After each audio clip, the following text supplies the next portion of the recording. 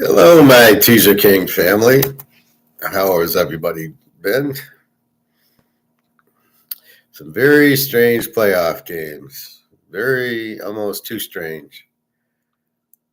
Um, I know how Ohio State likes fixing games.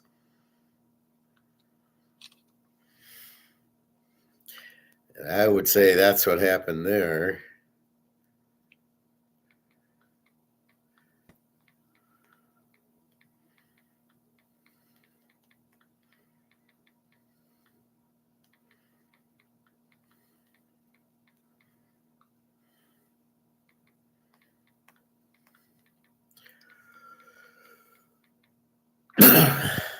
Just a second.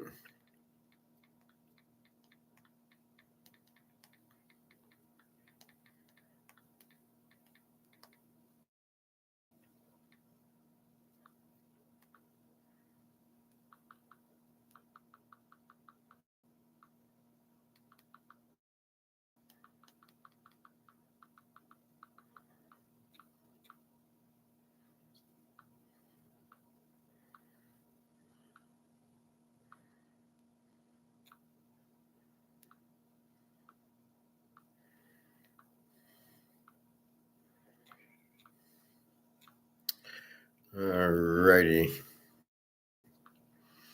Hey, Alex. So a lot of these, I'm finding these playoffs to be a really weird. Um, You've got two teams that shouldn't even be in there, Penn State and Ohio State. SMU probably shouldn't have been there. Clemson had no business.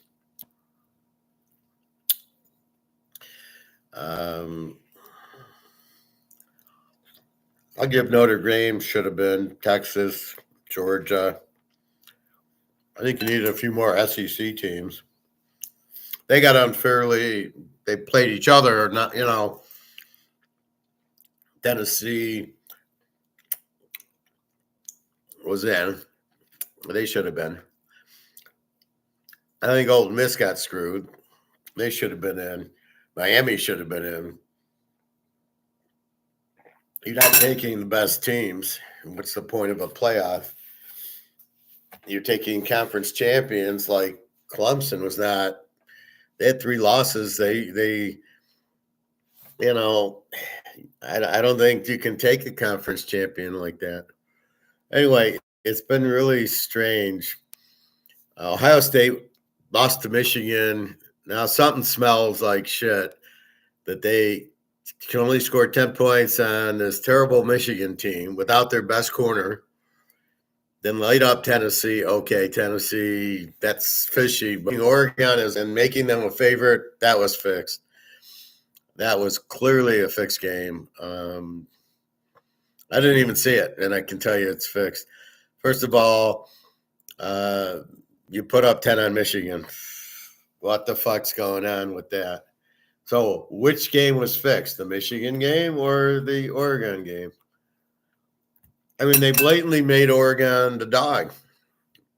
Oregon won every game. Had already beaten Ohio State. Destroyed Penn State. I'm not following there. Why would Ohio State be favored? And then Ohio State blows them out, which nobody blows out Oregon. Maybe if the game was at Ohio State and it was 5 degrees out. But I'm not buying any of this. This is all bullshit. I'm sorry. This playoff is so fake. It's ridiculous. It's all TV and NIL and all this bullshit. I'm not buying. I don't care. There's no way any of these games are it's like the WWF scripted. Penn State blows out. I don't even know who they played anymore. I mean, it's a waste of my time. Penn State blows out Boise. That's bullshit. Arizona State should have beat Texas with Scatterboo, and then Ohio State 41-21. You expect me to believe that was a real game? No chance. And then last night, give me a break. The quarterback fumbles and they score just before halftime, and then a kickoff return against Georgia. You probably haven't had a kickoff return against Georgia in 25 years. I don't buy any of this. I got a pretty good eye, and I don't buy any of it. It's all bullshit. Now you got, Notre Dame and Penn State. So Penn State plays their toughest game in the third round, but they were like the 10th seed. Why didn't they play Ohio State? Why would Notre Dame play Georgia and not Arizona State or Boise? Oregon should have got Boise, and then Georgia should have got Arizona State. Not that they would have beat them, but Scatterboo's pretty good. Ohio State should have played Penn State too. First of all, neither of them should have been in there. Ohio State had 2 losses, including a loss to Michigan, which nobody seems to pay attention to. And Penn State lost. They got their ass kicked by Oregon. So what is going on here? Isn't that the whole point of these conference championship games, is to you lose, you're out? Isn't that that's the way it is in the NFL? So I'm having a hard time with all this bullshit because now I went 3-3 in 4 games, right? So I have the over in the Boise, which I lose by a point because he misses 2 field goals. I had it played right, and there was no way Penn State was the better team in that game. I don't know what you were watching, Alex, but Penn State was not the better team. Texas, Arizona State was the better team. It was a strange game that they would be playing those two. They couldn't really stop Scatterboo. He looked good. Ohio State, Oregon was a WWE. It was Hogan against The Rock. This was such a fix that I can't. It's you want to throw up. Now I did have the over in one lock, and I had Oregon in another lock. How does Oregon be a dog and then lose by 20? Oh, they didn't play a 2 deep zone on the one guy like Michigan did? Really? Okay. Yeah, I believe that. And then Notre Dame, Georgia was an absolute joke. And it's frustrating. None of these games are on TV, which I don't understand. How are they not on ABC or CBS or Fox? Why are they on these cable channels? Super Bowl's on regular TV, so is the NFL playoffs. They have a few of the stupid games on the NFL network, but not the big games. So I don't know who's got their head up their ass at ESPN. If you're going to have it, at least show it on ABC. Out of spite, I wouldn't buy it on ESPN. I wouldn't take ESPN. And when you're doing it on New Year's Day, there's nothing open anyway to go see it. So I don't know who's the head idiot costing millions and millions of dollars because he thinks everybody's going to sign up, and instead he loses viewers, which pisses off the advertisers because apparently the advertisers are running everything. So, and I don't get the advertisers. You think they're going to make money out of they spend billions of dollars to throw a Coke ad that's going to pay off? I don't know about that. Anyway, so I lose the Boise under 2 missed field goals. Okay. But I like that. That was a good bet. Texas, Arizona State. I got Arizona State in 19.5. That was a piece of cake. Ohio State, Oregon. Again, I have the over, which wins easy, and I have Oregon, which loses. And then last night I had the under in the Georgia game, which wins. And then when Notre Dame went favorite, then I took Georgia +7. So normally I don't play them both sides, but I was just bored. Again, both the Ohio State and the Notre Dame games were fixed. Arizona State should have won, and then Boise really, It should have been, well, what, Penn State got a late touchdown when the guy broke away. So they got 24 points. Boise gets 2 field goals. It's 24-20. So Penn State did not outplay Boise. They'll get killed. Who do they got? Ohio State. I think Ohio State plays Texas. So they get Notre Dame. Who the hell knows? The problem is these teams are not playing they did the whole year. Right. Well, Penn State didn't play anybody. So that was like Michigan. So you have no idea who Penn State is. You only get the Ohio State game and they lose 20-13. That's it. That was the only game they played. And then they go and they beat SMU at home, which doesn't mean anything because of the home field. And then they go beat Boise. How did they get such a easy draw? What the fuck's going on here? Oregon should be getting SMU and Boise, not Ohio State. Clemson had no business being in there, and they played Texas the first round. What is that? Ohio State gets Tennessee. What was that? Why were there even home games? I don't understand. But Ohio State, Oregon, absolutely fixed, as was the Notre Dame, Georgia. Oh, well, we couldn't. He returned the kick for 98 yards. Yeah, I'm sure that happens against Georgia almost every week. Everybody does that to him. I mean, that's what a joke that was. So you can't even have real games. This is WWF, and it's really disappointing. You've got teams that shouldn't be there. Penn State and Ohio State should not be in there. Boise, okay, they won their – I don't get this whole Power 5 bullshit. Arizona State won. I think BYU should have been in instead of SMU. I don't get why Indiana should have been in ahead of Penn State because they'd only lost once and Penn State lost twice. I don't see Ohio State being in. They lost to Michigan, so they shouldn't have got in at all. And then all of a sudden they're not. They scored 10 on Michigan and they're putting up 40 on Oregon. Who do we have playing here? This is all bullshit. You cannot get trends. This whole playoff thing is a fucking joke. It's not, they're not really playing the way they played the whole year. What is this? Where's Oregon gets 20, gives up 41 to Ohio. They played 32-31 in Oregon. That's what I expected. That's what I got. 60-point game. I did bet the over. How is Ohio State favored? And how do they lose to Michigan? And then they go and beat, and they lost to Oregon. So they lost to losing to Michigan's like Alabama losing to Oklahoma. They should not have. They're not a playoff team. So what they're doing is all bullshit. Now they're throwing, and the teams are not understanding a 2-deep zone. Or I got to double team the one guy who can beat me, this young guy.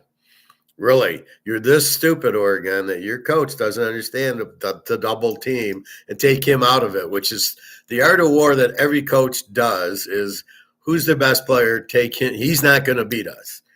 But Oregon has their head up their ass. Come on, this is just bullshit. Anyway, these bowls are really Michigan beats Alabama, really? What was that? That was a JV team beating Alabama. Milrose, forget about it. He'll never get drafted. He's terrible. I always thought he was decent. Not this guy. He's worse than Kirk Cousins. I mean, you just go through the game. Baylor gets killed by LSU. What the fuck was that? I had Ole Miss. At least they won yesterday. And then I have Texas State, and I see that my guys, McLeod's not in the game in the second half, so I don't know if I won or not. I haven't seen the final. So now we've got round 3. So we got Penn State against Notre Dame, and we've got Texas against Ohio State. Now, the question I have is which team shows up? The Ohio State team that lost to Michigan, or was that fake? The Ohio State team that beat Oregon, but then where was that against Michigan? So I don't know who's showing up. I don't know who any of these teams are. It's like they're totally alien to what they played. And this is pissing me off. Georgia's a dog and Oregon is a dog. Do not lose. That's just absolutely fixed. That's just ridiculous. At least the NFL doesn't have that many fixed. All right, so that's enough college. I don't want to talk about it anymore. It's not worth talking about it. We know gold is price fixed, but I didn't expect college football to be price fixed. But with all the money on the NIL, I guess that's where it comes from. Okay, let's go to the pros. And hopefully these games are legit because the college ones are not.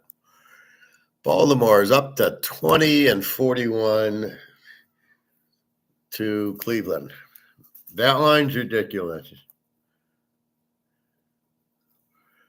And yet the total hasn't moved. It's still 41. But now it's gone to 20, and I think that's way too high. Lamar's a choke. Henry will run the ball. We'll check weather in a minute. Cleveland already beat them once, so maybe Cleveland should be in the playoffs if it's like college. I don't know. It's I wouldn't lay 20. I wouldn't lay 14 for all the tea in China. 41, probably an under. Baltimore probably wins 35-0 or so, but we'll see. I don't know. Thompson Robinson's really struggling. The coach should be fired. Cincinnati, 2.5, 48. I do not like Cincinnati here because if Baltimore loses, Pittsburgh has to win, and Cincinnati's fucked. I think Pittsburgh plays because they played like shit the last few weeks and they need a good game. They're at home. They're a home dog. Cincinnati, I would imagine Pittsburgh is preparing to play just in case Baltimore loses, then they got to win. So Cincinnati still doesn't have a defense. At least here I feel like I'm getting the same team I've been watching for all this time. I don't know what's going on in college, and I don't know where these teams, how they're even in the playoffs. But here I think I'll get the same Cincinnati and Pittsburgh team I've been playing. Bailey Zappi is starting for – I like Cleveland in 26 then. And I like the game over. Oh, my God, that's a good over. Bailey Zappi's very good. He's much better than Thompson Robinson. He'll give Baltimore problems. Yeah, that's 26. That's a live dog. So I thought it was Thompson Robinson who's struggling, but Zappi. Why haven't they been using Zappi? He should have been the starter day one. He was good at New England, and they cut him for no reason so they could have Drake May, who sucks.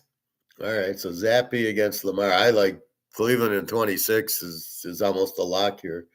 With Zappi, he'll get him 14 points. Lamar will throw a few interceptions. Henry will run he'll run the clock. And let's check the weather in a minute.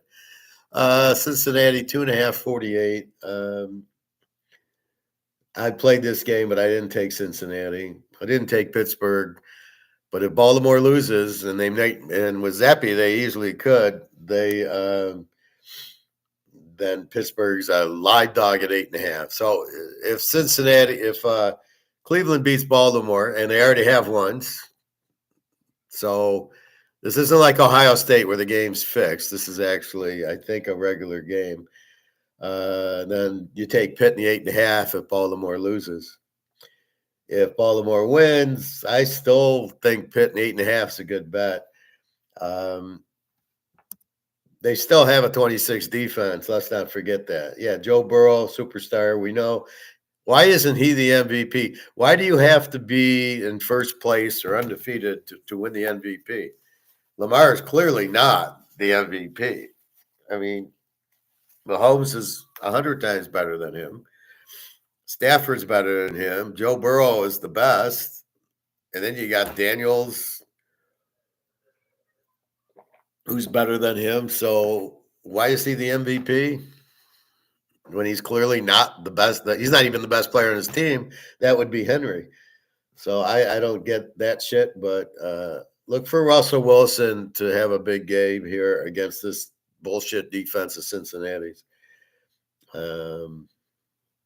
I think there'll be points, and I think this will be a close game. I don't give a fuck.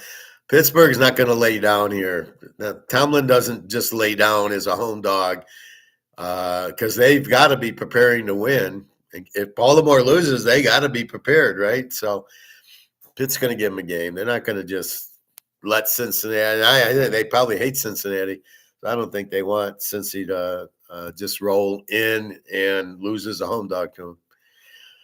Philly, 2.5, 37, down from 38.5. I know there's a lot of weather, so we'll go through that in a minute. Philly has nothing to play for. I don't know who they're probably going with Pickett. Hurts was injured last game. I know how much Alex likes Pickett, but still. And then you got Locke for the Giants. I still see Philly winning even without Barkley. Gainwell is very good, and their defense. You're betting the defense, right? Maybe you pull a few starters, but they don't have that many. You can't pull all 11 starters. The Giants with no offense. How they scored 45, I got to watch the game film because I don't know how they take a month to score 45. I don't know. I got a feeling Philly at home is going to win the game. Who are the Giants? They are terrible. Green Bay 10-41. Now, for some reason, people think Green Bay need the game. 41. I think it's because if they win, then they go ahead of Washington, and then they don't have to play Philadelphia. Because whoever loses the Detroit game is the 5 seed, and then there's only 7 seeds, and then it would be if Green Bay wins, they're the 6, and then they get to play Tampa. I'm not quite sure Tampa's a better fit than Philadelphia. I think I'd rather play Philadelphia, especially you got Hurts injured. And they're going to run Barkley, and I think Green Bay has a much better matchup there. But I don't know. The Bears are terrible. See, and this is the difference between Caleb and Daniels. Daniels doesn't need time. Penix comes in, boom, boom. He's already, a star. And Caleb, well, yeah, he gets 10 sacks a game and throws a lot of picks. But you know what? Give him 12 years, and then he'll be okay. Again, a terrible GM, a terrible coach, terrible offensive coordinator, and whoever's coaching them now is terrible. So, yeah, I wouldn't trust the Bears in this game. Probably cold and snowy in Green Bay. Atlanta, 7.5, 48 to Carolina. I mean, this is an easy one. I mean, take Atlanta. I mean, they've got to win. They're on the same time as Tampa. So if Tampa loses, which they are not going to New Orleans, but Atlanta's got to play, they have no chance of making a wild card because they lost to Washington, who then put them in. So it's Atlanta or Tampa, whoever. If they both win, it's Tampa, and if Tampa loses, it's Atlanta. They're going to play because of Penix, So Carolina, Steve Young's not going to do shit. And I think they just want to see Penix, get a good game. So I like Atlanta here. Tampa Bay is now 14, 43.5. This line's only moved from 13 to 14, 43.5. That hasn't moved. I mean, you got to bet Tampa because they win and they're in. Now, it's a tough one because it's 14. Is New Orleans, Rattler. He sucks. How he got drafted, I don't know. Baker's been red hot. New Orleans has a pretty good defense, but it should be. I don't think there's weather problems in Tampa. It's warm. Um,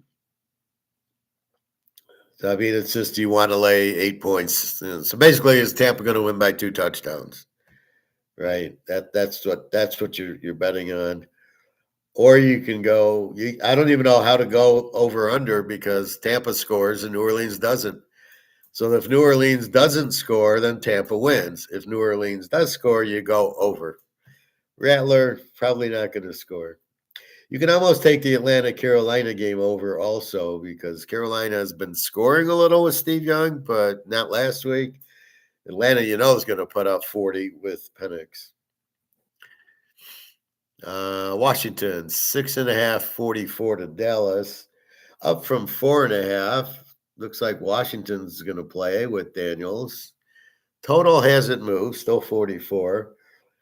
You got Daniels against Rush as far as I can see. I don't see why they'd take Daniels out.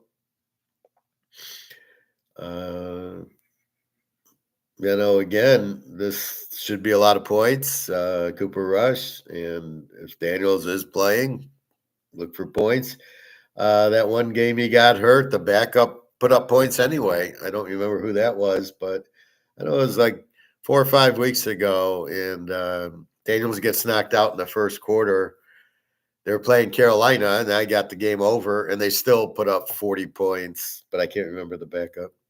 Not worth remembering. Why is this game on the schedule? Indy 4, 44 to Jacksonville. You've got to be kidding.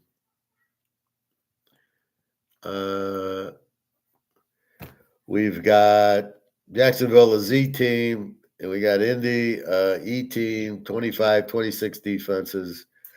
Flacco against Jones, I believe. Richardson, I think his career's done. He hurt his back. I think he's got problems. So that was a really good draft pick because he was an athlete. Yeah, he's not a quarterback. So Flacco, Jones. With Flacco, you'll probably get points. Both teams with 26 defenses. Yeah, probably an over. Play against Indy is 16-0. So you might want to play Jacksonville in 10 because if you bet against Indy every week, you win every week. In a teaser, of course.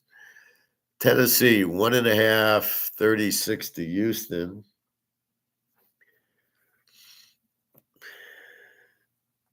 I have no. You got what? Stroud against. I don't think it's Rudolph. I don't think he's playing. I think they're going back to Levis. What is it they see in Levis that nobody else sees? He sucks, right? I don't know. I mean, is Houston not going to play? If anybody needs to play, it's Houston. You can't just go through the motions in this game and then go play next week and you got a real good game because you either got San Diego, Denver, or Pittsburgh. You're not going to win those games. They're much better. Houston better be playing. I'll tell you that. If they don't play, they're going to be one and done. Buffalo, 3-36 to New England. I know there's some weather here. 36. Now, we know Josh Allen's not going to play. He's just going to take a snap so he can say, oh, look, my consecutive record. Well, who gives a shit? New England with Drake May. Yeah, he stinks. I love how they say New England's found their franchise quarterback. And I'm like, where? Who? Did they get somebody else? So Allen's not going to play. I don't know who their backup is. It doesn't matter. New England's probably a live dog here, just with Drake May. He seems to get points, a lot of turnovers. He's got 15 touchdowns and 10 interceptions. So he does get touchdowns, but he gives back also. Interesting game here. Denver, 10.5, 40 to KC. And I am not touching Denver. KC has a way they will play even without Mahomes, and it's Carson Wentz, who we know sucks. But but they'll stick around. They have a good defense. Denver, maybe Denver wins by 20, but this spread's way out of whack, 10.5. Just because Denver needs it doesn't mean they're going to get it. And who knows? I wouldn't be surprised if Mahomes doesn't play the first quarter. You know the way Mahomes is. He doesn't like to sit because he's going to sit for 2 weeks. So I wouldn't be surprised Mahomes gets up 7-0, and then sits down. Denver's going to struggle. This is a strong KC defense. Bo Nix is good. But that's all. You got to win this game by 24 points. You're going to lay 10.5. This is not going to happen. 20-17. I mean, I don't see that. I don't know. I got to check the weather, but we'll go through that in a minute. Arizona 4.5, 42.5 to the Niners. I don't know what. Arizona's 4.5, 42.5. So I don't get this line at all.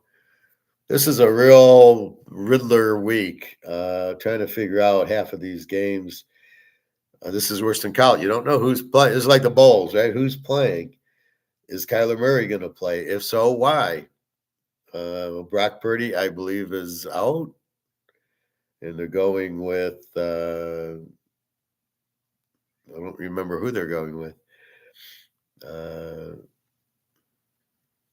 I don't know. The Niners just gave up. Too many injuries. But we'll see. But Arizona's terrible. How are they 4.5-point favorites over anybody? Miami 1-38.5. Now talk about a game that makes no sense. If Cincinnati, even if they win, if Denver loses and Miami wins, they're in the playoffs. They're 1-point favorites. Excuse me.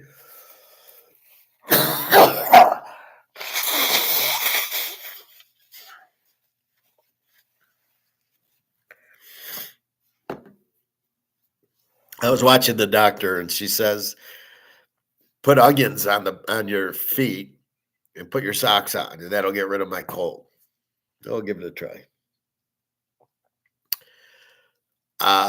Okay, Tua's out. What else is new? Oh, I'm shocked. Tua's injured. And Huntley looked fine. I mean, aren't these backups supposed to be pros? And in this case, Huntley's better than Tua, so I don't understand this line at all.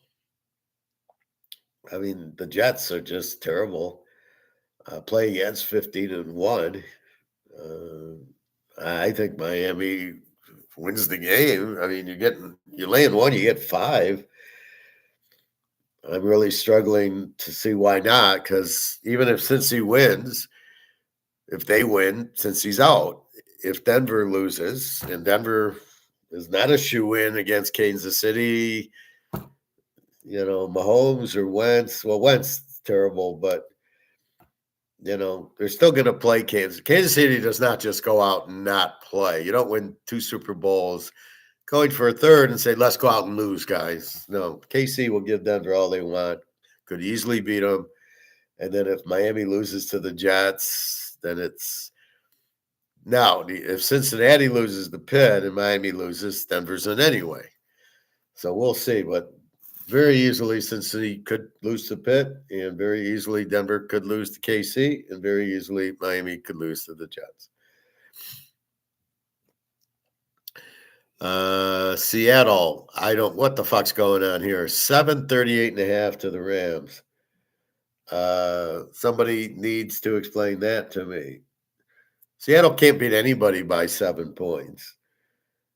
Stafford, I don't think's playing, but they're not using Stenson Benson. They're using somebody else. I can't remember who this guy is. My mind's gone. But it's not Stafford, and it's not Stenson Benson. I was kind of disappointed. It's some guy who was injured who's terrible. But, again, it's at L.A. I thought L.A. needed to win to get a better seed. because it's them or Tampa, and they should want a better seed. So I don't really. Why is Seattle 7? What do you think they're playing? Geno Smith. Geno Smith on a regular day sucks. So I don't get this game at all. I think the Rams, again, they're not going to go out to lose. I mean, they got good players. I think the Rams are very live dog there. San Diego, 4.5, 41.5. I think they want to win. It's a better seeding, I think. If they the 5 seed avoids going to Baltimore, because Baltimore's the 2. Well, no, Buffalo's the 2. Baltimore's the 3. Houston's the 4. So I think the 5 seed wants to play Houston. So I think San Diego wants to win this, so they get to play Houston. They don't want to play Baltimore or Buffalo. So I don't get this line. Herbert, I'm sure, will play against O'Connell. Oh, my God. And then the game of the week. We got Detroit 3 and 55.5. I bet this at 52.5.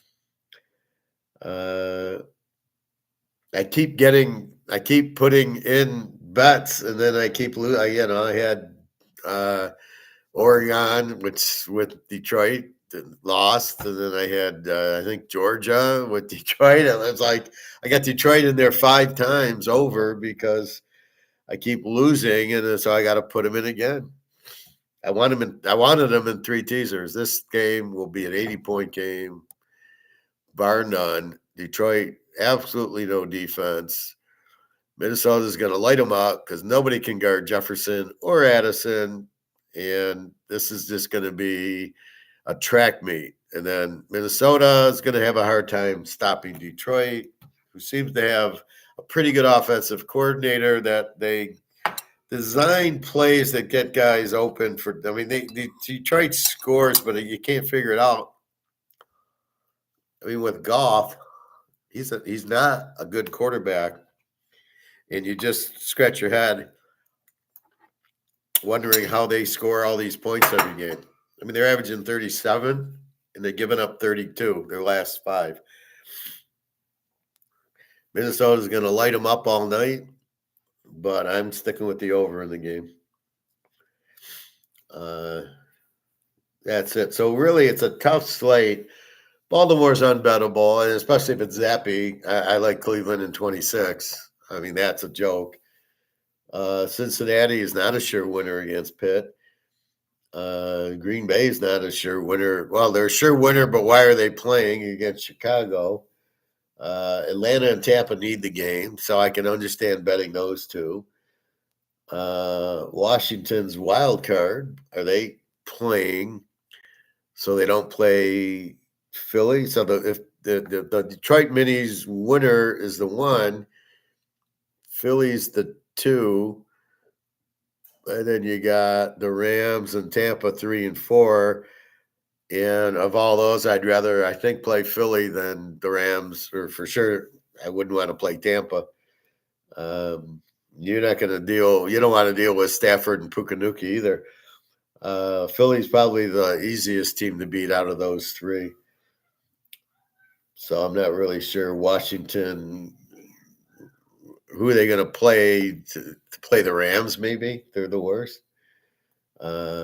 Buffalo's just going to watch KC. They'll give Denver all they want, but Denver has to win, especially even if Cincinnati loses. If Miami wins, they're fucked. So look for Denver to win, but this line's way too high. Frisco, Arizona, nothing. Miami, the Jets. Miami needs it, but they don't have their quarterback, I assume, is Huntley. The Rams in Seattle. The Rams should want to win. Do you want to go into the playoffs losing to Seattle at home? Really? And you think you're just going to turn it on against who are you going to get? Well, you're not going to get Tampa. You're going to get what? Green Bay, Minnesota, or Washington. You think LA's beating any of those 3 teams if they just don't show up here? You're out of your mind. San Diego probably wants to play Houston. So look for San Diego to play, I think, and then Minnesota, Detroit. I have a feeling Minnie's going to win it because they've got the better defense. The offenses are even. There's no way the Lions can guard Jefferson, not with this Arnold guy who gets 15 pass interference calls a game. He's terrible. Oh, but the GM's so good. Yeah, well, not in this case. Both his Alabama quarterbacks suck. Um, Again, you need to go to LSU or Georgia for corners, not Alabama. That's always been a problem for Saban. So that's going to be your problem. They will not be able to guard Jefferson. They won't be able to put pass rush on. I heard today on the radio, oh, they'll blitz him. Oh, yeah. You think that's going to stop you? So when you blitz, you don't think he's going to hit the back out of the backfield or the tight end on a quick, hot read. They're blitzing, boom. You don't think they're going to do that? Oh, okay. Wow. Anyway, let's hope this is not as fixed as the college. But I can't even watch the college because I don't get ESPN. Why is ESPN not showing it on ABC? Whoever's in charge of ESPN needs to be fired for doing something this stupid.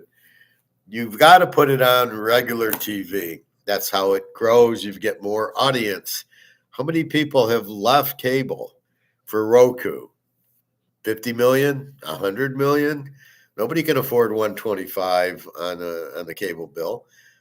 So my Spectrum doesn't have ESPN. And I'm not paying $80 for Fubi or whatever it is, or Sling. That's ridiculous. So that leaves me with, I'll watch the highlights on ESPN, which I haven't done yet, but I watched a little of the Notre Dame Georgia highlights, and I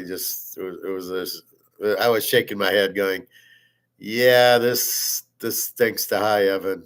Kickoff return and the quarterback fumbles with 10 seconds left. You got the backup quarterback in there, and he fumbles. And the best play was when the number 34 on Georgia, I don't know if he was a recruit, gets into the white, and the ref runs into him. Do you want to make a bet that guy was a Notre Dame guy wearing a jersey 34 of Georgia? You want to make a bet on that one? Because there's no fucking way.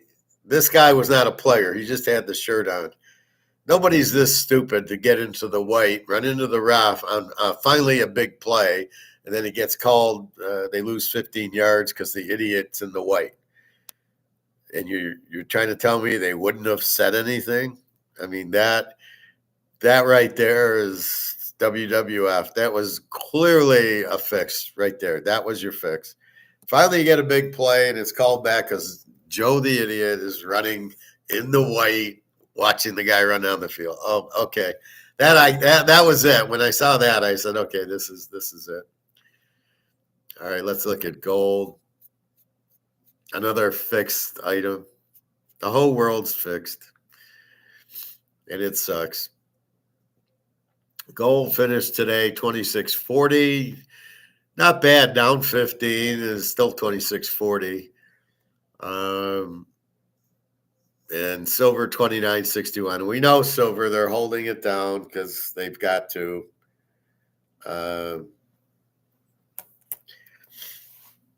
The derivatives, the banks would go broke if silver starts moving. So why they allow price fixing is because the people in charge of the laws are the banks. So JP Morgan is not going to arrest themselves, and they're going to put themselves in jail, and we'll bail them out. That's why the banks bail out, because they're the ones in charge. So they print the money to bail themselves out. Why is this so surprising to everybody?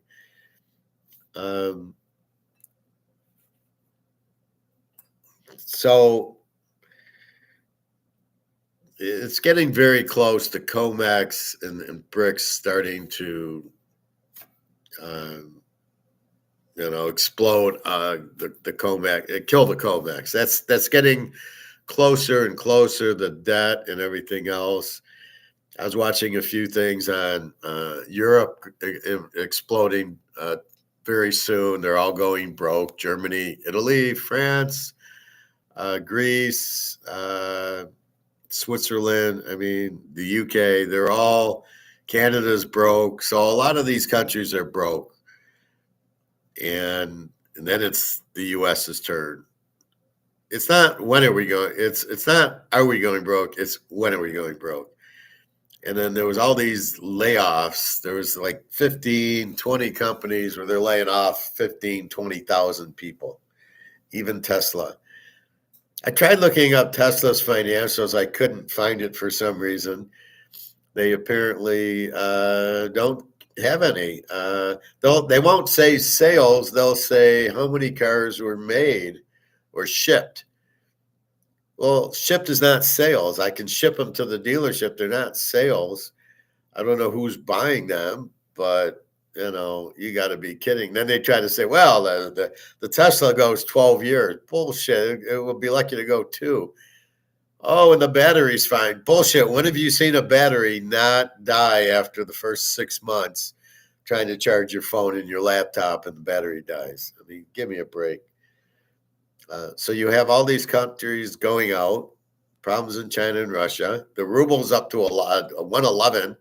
So I showed Daria, I said, well, it'll be good because your rent's going to stay.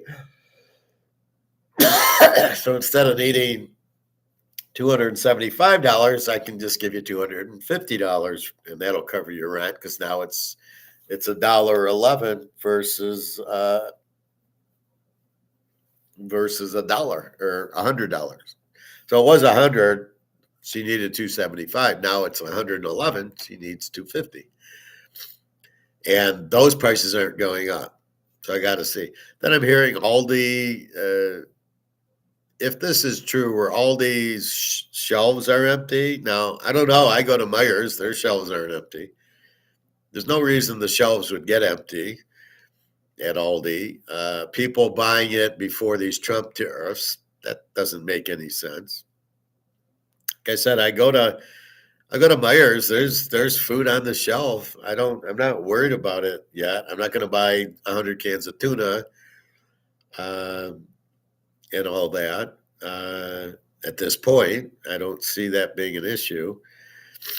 They really can't raise prices because of competition. Coke can't just raise their price unless Pepsi raises it also. But see, the key thing about like the food at the grocery store is that they're there to sell. So if Coke gives them, 500 bottles, they are there to sell them. If they mark them $10, they're going to sit on the shelves. Coke's not going to be happy with that. Or even so, if Meijer's pays Coke, and then now they're ours and we're going to sell them, they don't want them on the shelf. They're not going to just raise the price to $20 a bottle. That's not how it works. As long as you have competition, you can't. That's why these prices aren't going through the roof right now. That's why he can't sell the Camry for $35,000 because people will buy the Corolla for $24,000. So in a free market like you have here, well, kind of a free market, except for in college football and in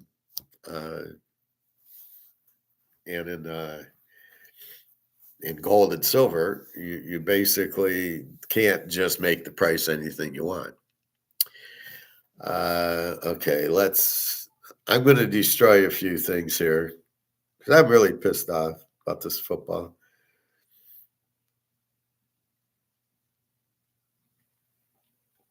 The whole banking system is rotten. First of all, the Swiss banking system is about 5 times Swiss GDP, much too big for the country. Today, you might not have seen it, the Swiss National Bank, which is the biggest and most speculative hedge fund in the world. They just came out with a loss of 142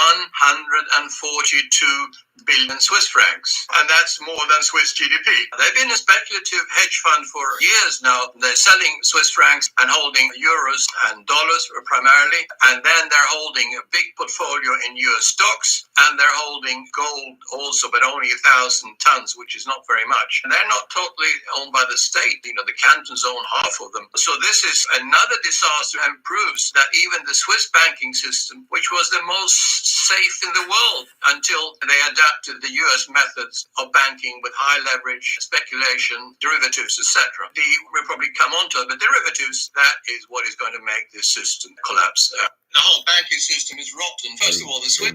Exactly. Good boy, Egon.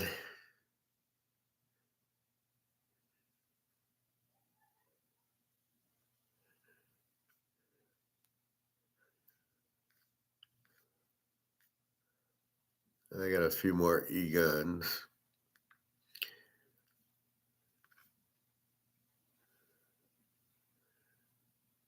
A lot of people thought, because that's a propaganda that Powell and everybody told you, now we got inflation down. They've said that before and they were wrong, of course, and their interest rates went up dramatically. And now again, they're saying that now we've got inflation down to 2%, so it's going to stay there. It's not going to stay there. With the deficit we're talking about, the printing of money, and also commodity prices going up, there's no chance of inflation at the 2%. Exactly. In just a few clicks, you can become. It's all bullshit anyway.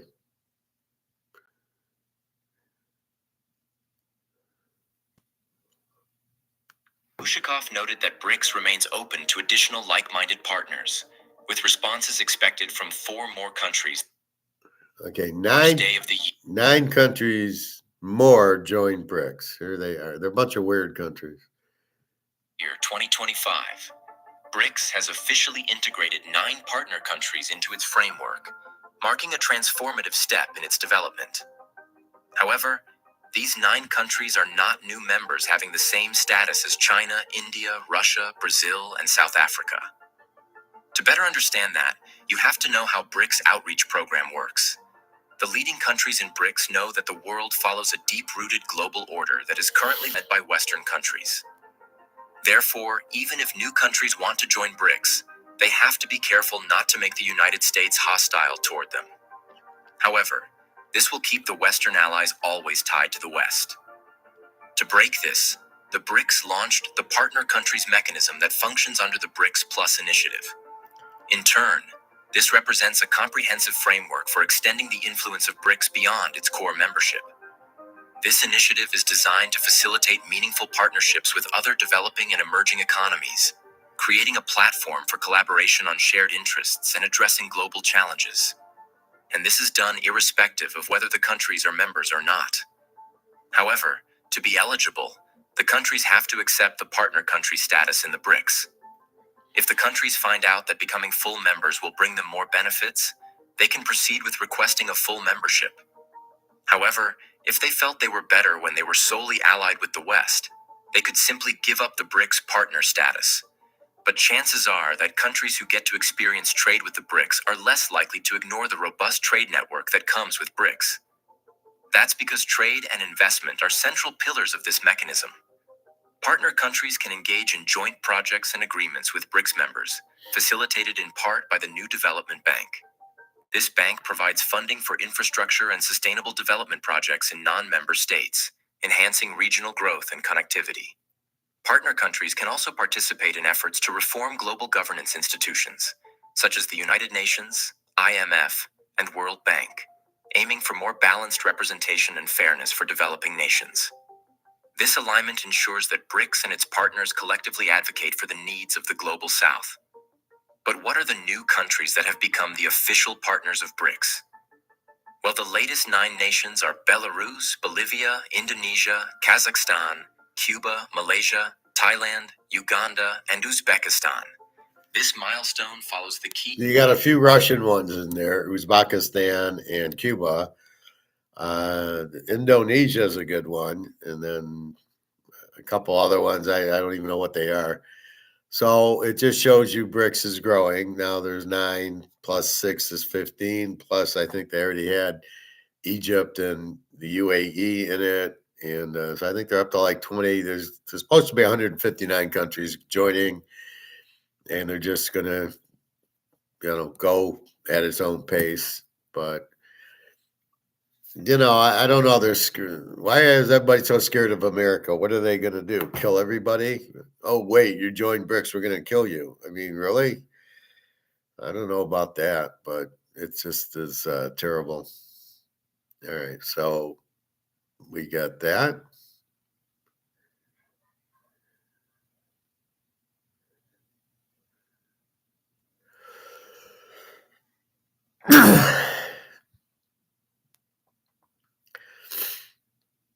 Car dealership manager kicks out Snoop Dogg unaware he is the new something. I don't know.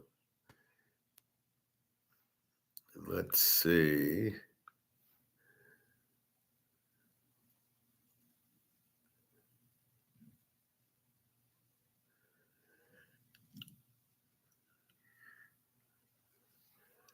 Let's see. Here's another. There's only one medicine that central banks use, and that's more printed money. There's nothing else they can do. And that has failed. And now you're getting negative return on printed money. That's not going to save anything. Sadly, this system will start to implode. Since central banks are always wrong, they are going to continue to destroy this financial markets. It doesn't matter what they do, as a matter of fact, because they are going to self-destruct anyway, these markets. They will continue to increase interest rates, and they're now working together, the ECB and the Fed. So they will increase interest rates in tandem. And I think what they're going to do, central banks will have to print much more money. So I think money printing will go up dramatically again in the coming years.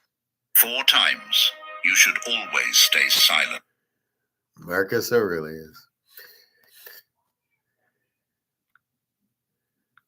I don't know if I'll play this today, but I might play it tomorrow. The Wicked Truth of the Wizard of Oz. I watched this. I thought it was outstanding. Dorothy was a real person.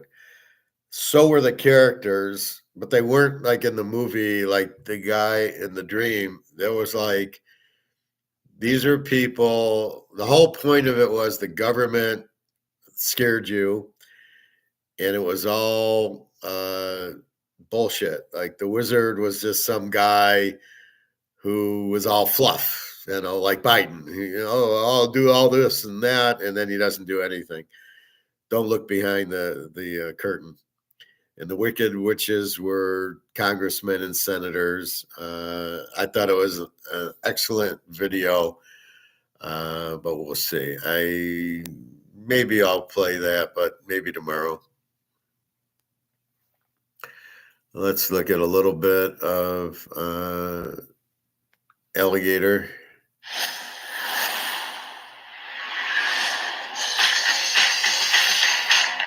The other thing is that if you look at the exchange for physical numbers, they are actually very, very high, particularly in gold. Now, what that tells us is that it's an arbitrage between COMEX futures and London forwards. The exchange for physical basically is you go out of COMEX.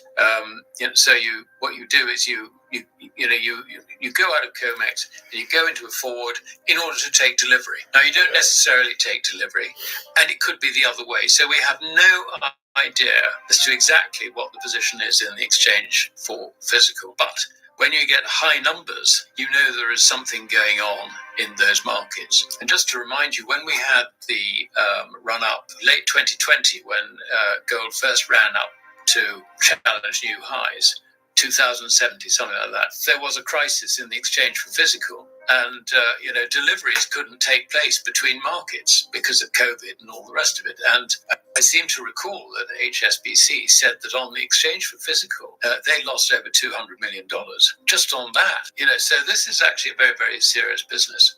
The point about COMEX is that it was never meant to be a delivery market.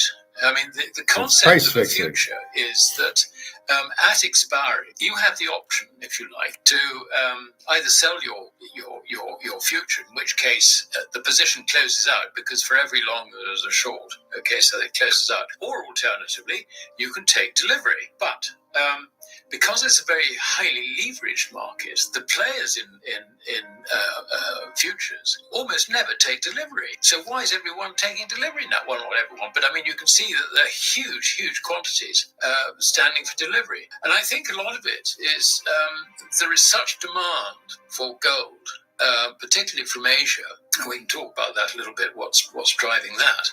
But there is such heavy demand for gold that they're even going in to try and sort of get the loose holders out of futures.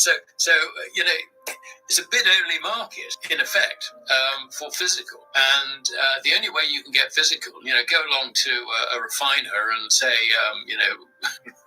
when can you let us have some gold? They say back of the queue. If you go to start dealing in the forward market in London, then you might be able to get some. But the amount of liquidity in the vaulting system, in the LBMA's vaulting system, I guess is extremely low. I mean, it shows that they've got, how many thousand tons, but, in practice, very little of that is really available, if you like, to satisfy market deliveries. So we got big demand in gold, but I've seen a few alligators. Mark McGuire, I don't know what's going on. He wasn't on last Friday, and I didn't see him this Friday. So maybe Mark's been a bad boy. They don't let him on. Bobby Bow, hello. LSU. I don't know how their whole team was out, but that was good. No, it's alligator time and Egon time. You missed a few Egons. Yeah, they're about to explode very, very soon. Luke, good morning, good afternoon, evening. Just a matter of time before the whole fiat system breaks and gold goes vertical. And it's a lot. Egon's saying first quarter. He's saying first quarter, and it's going to do that water. It's going to fill the stadium from 7% to 100% very soon. He says that's where it's at. So look for the end of. Let's see what the end of the first quarter looks like. Gold jumped up yesterday, and they're still struggling to hold the derivatives to keep the price down in their phony bullshit market, to keep the derivatives from exploding, because JP Morgan's going to go broke. They got all these derivatives that they can't get out there. They're going to have to buy physical, and especially silver. And when they do that, it's going to be very high prices.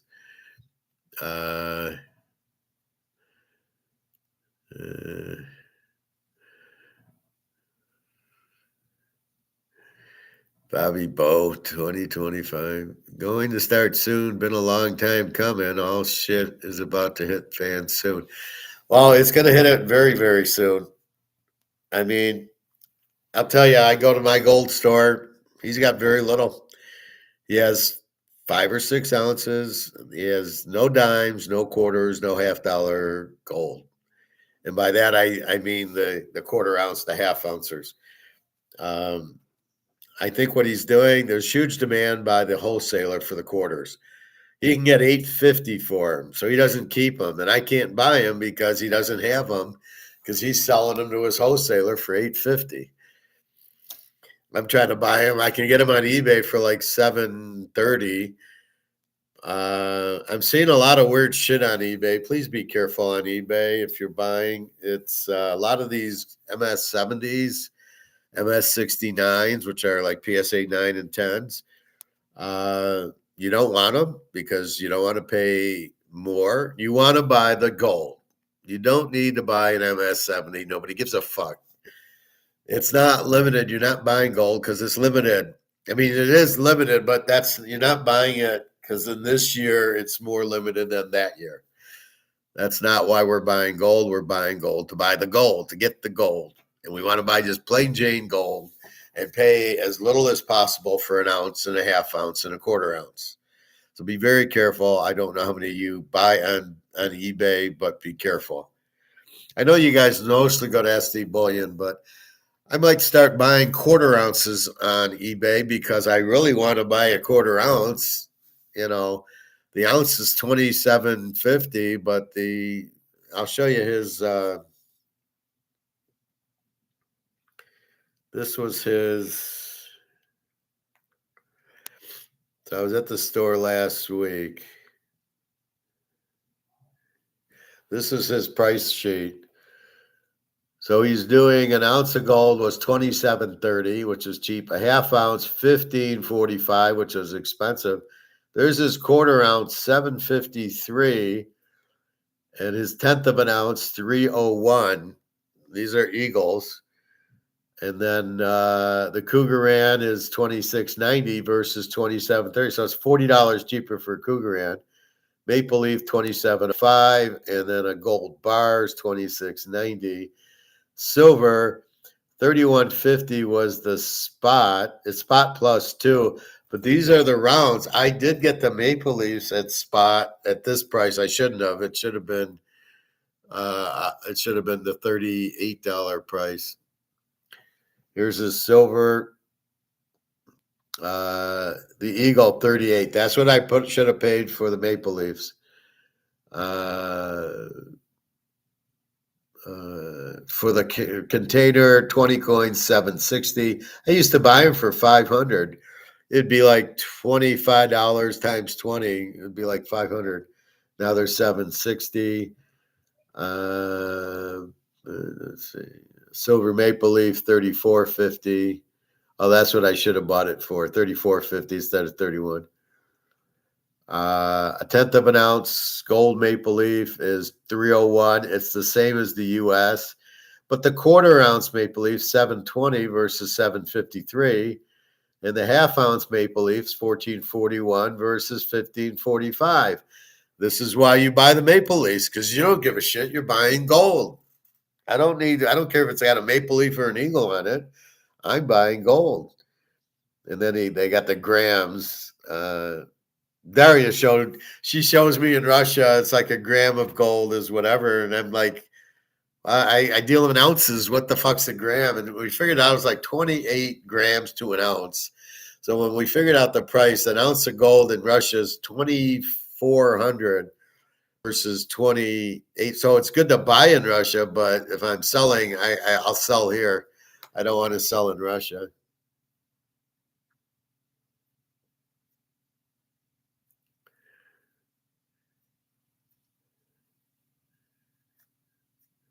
So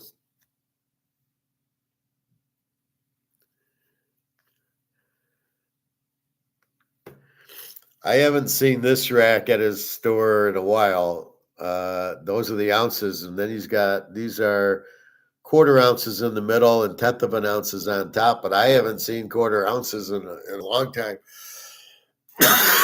So I'm going to have to figure out, because I'll buy an ounce in a week or two when I get paid, and that'll be fine.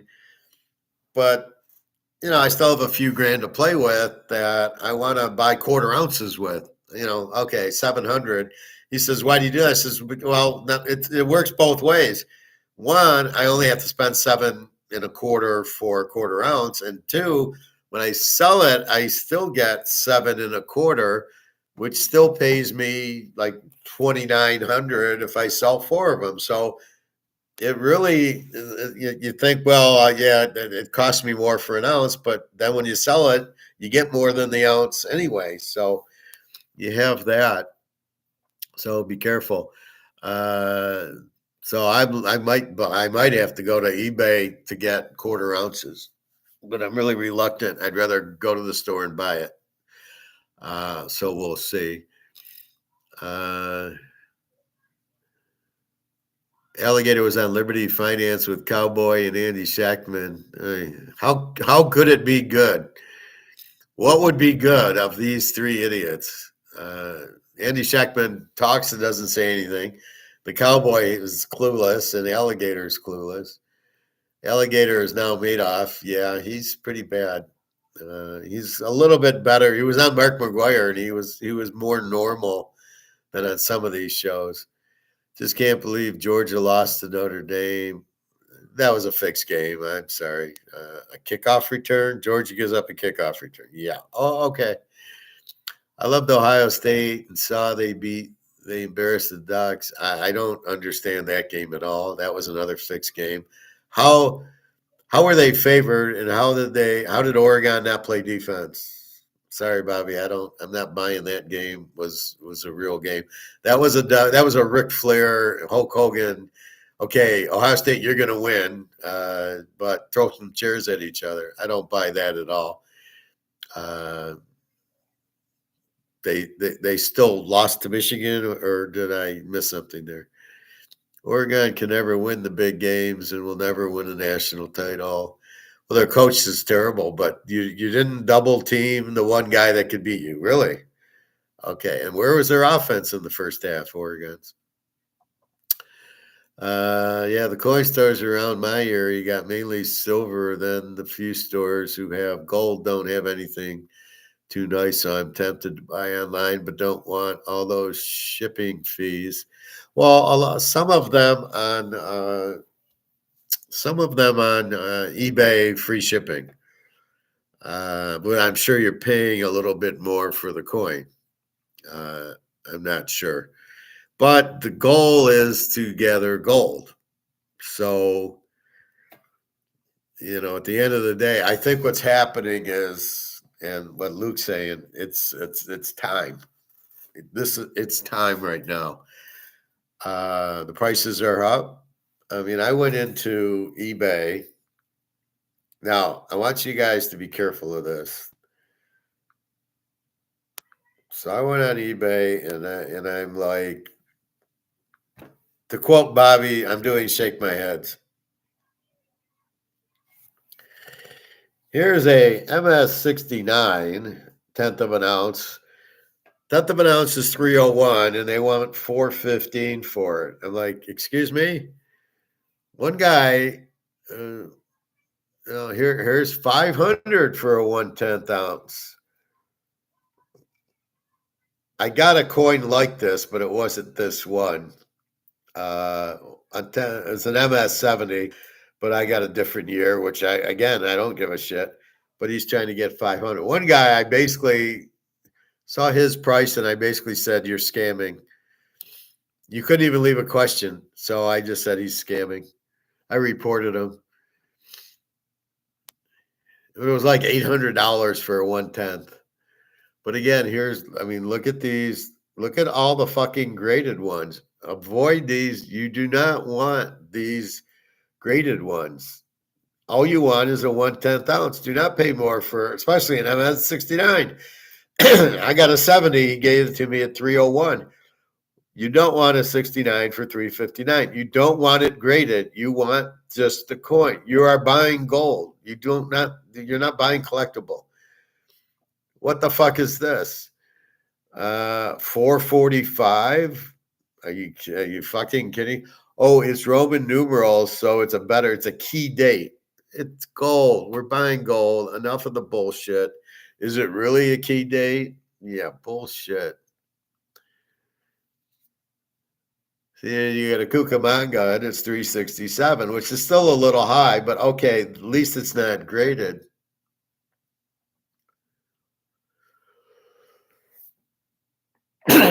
This might have been the guy I called him Madoff. A 1/10 for 625. Are you fucking? These should be 310.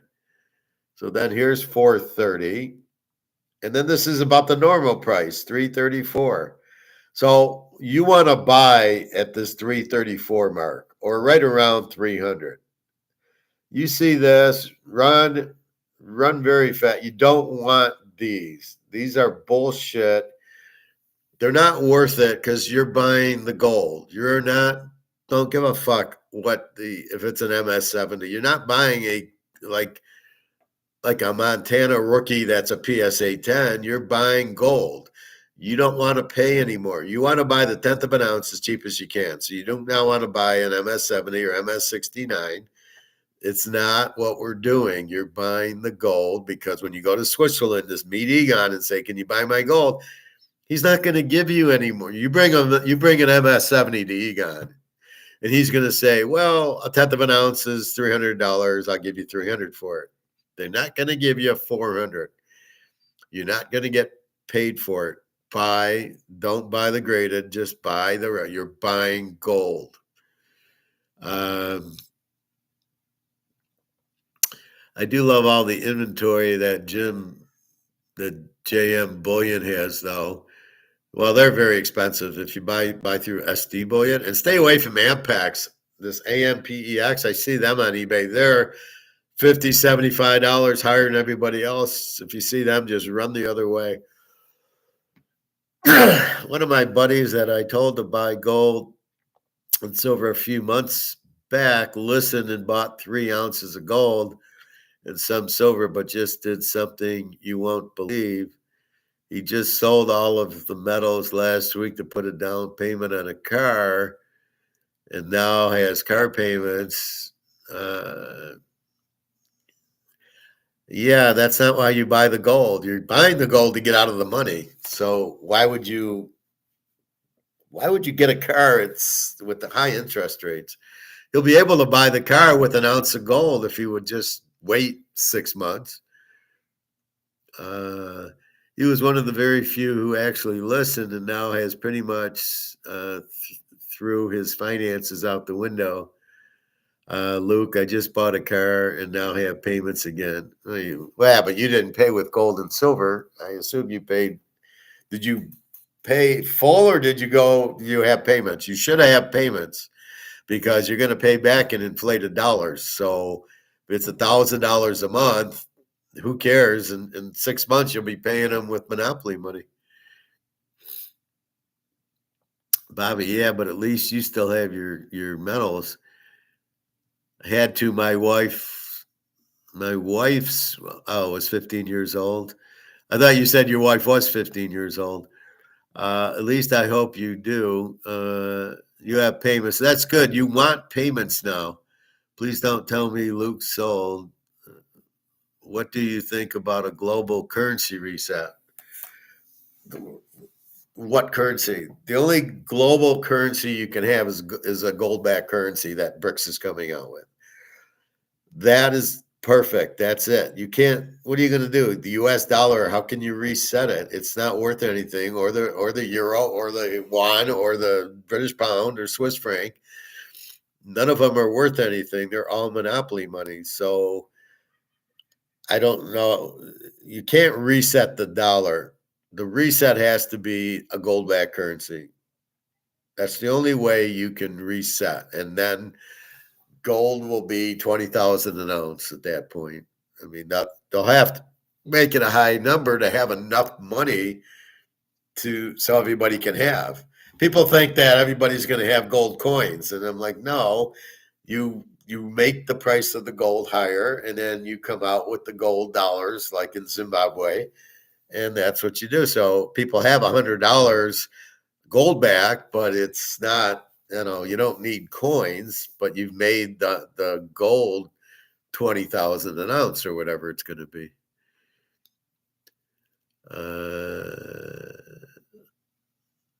Althena becomes worthless completely. Who's Althena? All fiat. Well, it already is worthless. All debt's gone, and all assets are gone. Don't forget that part of the equation. The house debt goes away, so does the house. The house value goes to zero. New gold back announced. Basically, the whole world goes bankrupt at once. That's the only solution, but they won't. They're going to have a hard time doing that because we got to give out Social Security and Medicare, and we got to pay all the government employees we just hired. That's why unemployment is not that high, because they keep hiring, and the government's hired all these people. Go stand in the corner and read, and we'll pay you $100,000. That's government jobs, and none of them are working. They're all working from home, so they watch TV all day. Luke, the whole world already is bankrupt. They just don't know it, because this is not back. This has been worthless.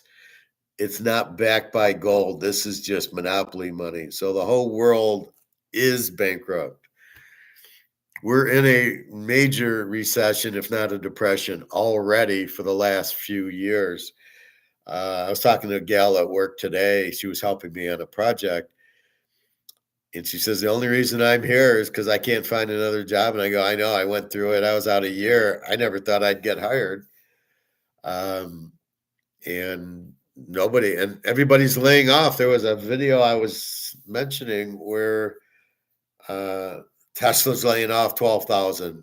Wells Fargo's laying off 12,000. All these companies were laying off all this money. And that's what I saw. It was a lot of layoffs.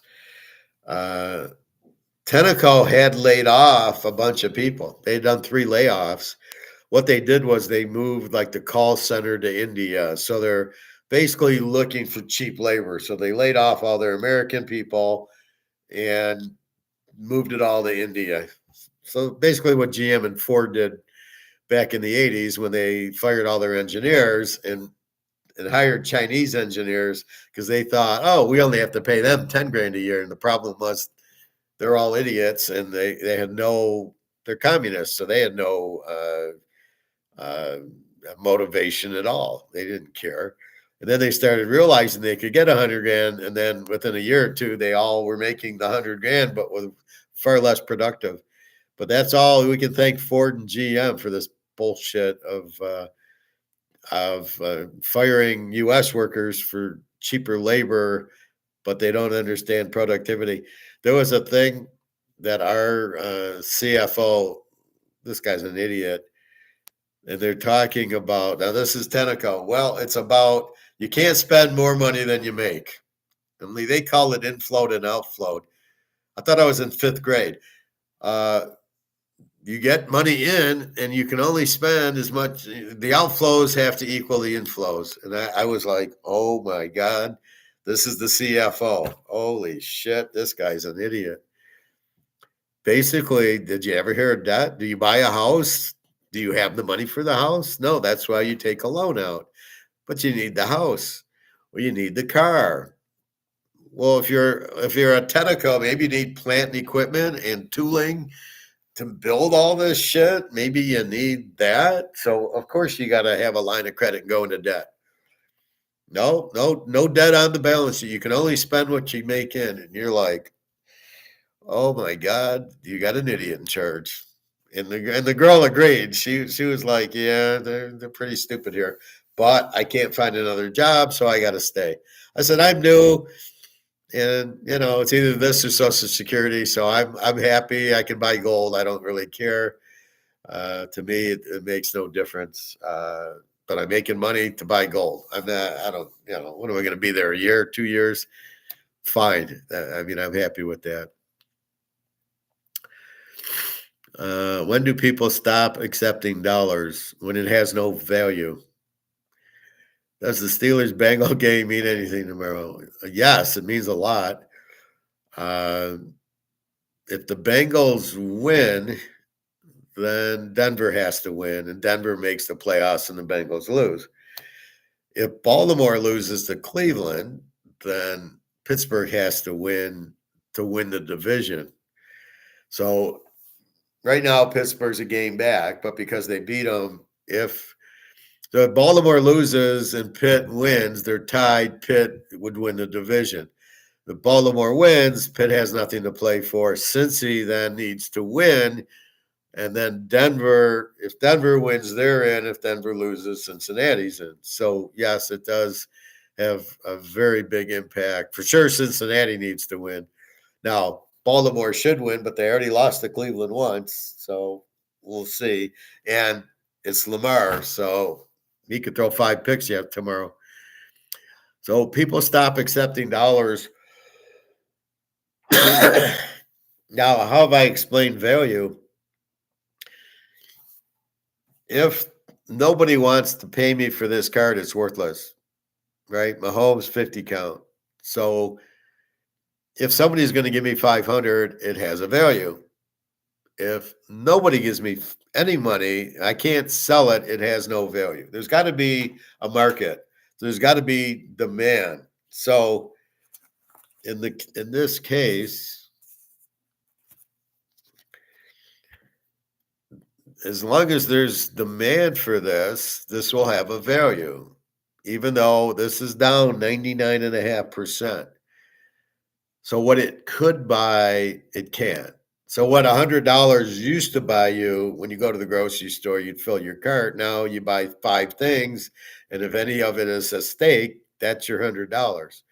So it's got no value now, but probably what'll happen, they'll come out with new currency. Now, if it's a CBDC, just don't accept it, and I don't think anybody wants it. That would then there'd be no value on this dollar, and then there'd be value on the CBDC or Bitcoin or whatever the fuck they're going to come out with, or a new dollar. So then this will go to zero, and then the new dollar has the value. Sort of like in Germany in the 20s, right? The Deutschmark they printed to death, and so it had no value. They were wallpapering their walls. Then they came out with the Reichsmark, and so they switched it. So now the Reichsmark had a value, even though it wasn't backed by gold either. It was a Ponzi scheme. It was still not worth anything. So when there's no demand, and I mean China and Japan and Britain and Canada who don't want the dollar, and you can't do a treasury auction, when that happens, which is happening pretty soon, or it's been happening, then nobody wants the dollar, and the government forces Kroger's to take your debit card. Now, I don't know how long that'll go on, but the government thinks they can just keep printing money. And they don't see that it'll lose value, and it has no value. So you're just scratching your head going, what the fuck? We know it has no value. This is where we're ahead of the crowd. We're 5 steps ahead of everybody. We already realize that this dollar has been printed to death, has no value, because that's how it kills. You kill the value when you flood the market, which is what they've done. They've flooded the market with dollars. And these idiots think they can just keep printing and it won't have an effect. Well, we know, being Austrian economists, that if you keep flooding the market, it has no value. So we've jumped into gold and silver already going, we know what's going to happen. It's going to zero. Your question of at what point or how does it happen, usually when they come out with a new currency. I don't know what the Romans did. They came back with a gold currency like a couple hundred years after it went out. And like the Ottoman Empire was Roman Empire, and they did go to a gold back, and so they were able to survive. The other one was not, and it went out. It's basically when nobody wants it. Whenever and nobody, all the BRICS and everybody's de-dollarizing, so there's not demand for the dollar. It's pretty much gone, and that's all we can say is it has no value. Now, we love that they're like, you just got a car payment. You must realize that you're giving them monopoly money. So you're way ahead of the game. Your mortgage, well, I don't think you have a mortgage, but your car payment was beautiful. And I wouldn't pay it off. I would just make payments. And that's like me. I have credit cards and I just make, monthly little payments, knowing that I'm giving them monopoly money, and then it'll go out and I won't owe anything. So why pay it off when I know I'm not going to have to? Or your mortgage on your house, the house is going to go to zero, and the mortgage will go to zero until gold comes in and somebody says, here's 2 ounces of gold for your house. And that's what'll happen. Bobby, I didn't sell my metals, not until they go ballistic. Yeah, I mean, your buddy Bobby sold his gold to buy the car. The guy's out of his fucking mind, because you've got to treat the gold. I treat my gold and silver as if it's for the future, right? It's not to be touched now.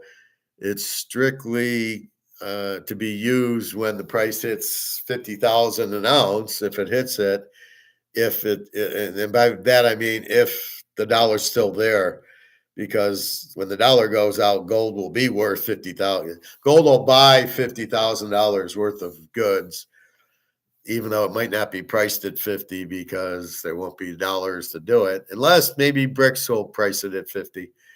But that's what I kept trying to tell Jenna, was we know it's 2650 now, but we're waiting for 26,000. I says, then I'll sell it. But now, why would I sell it? It's about to go to the moon.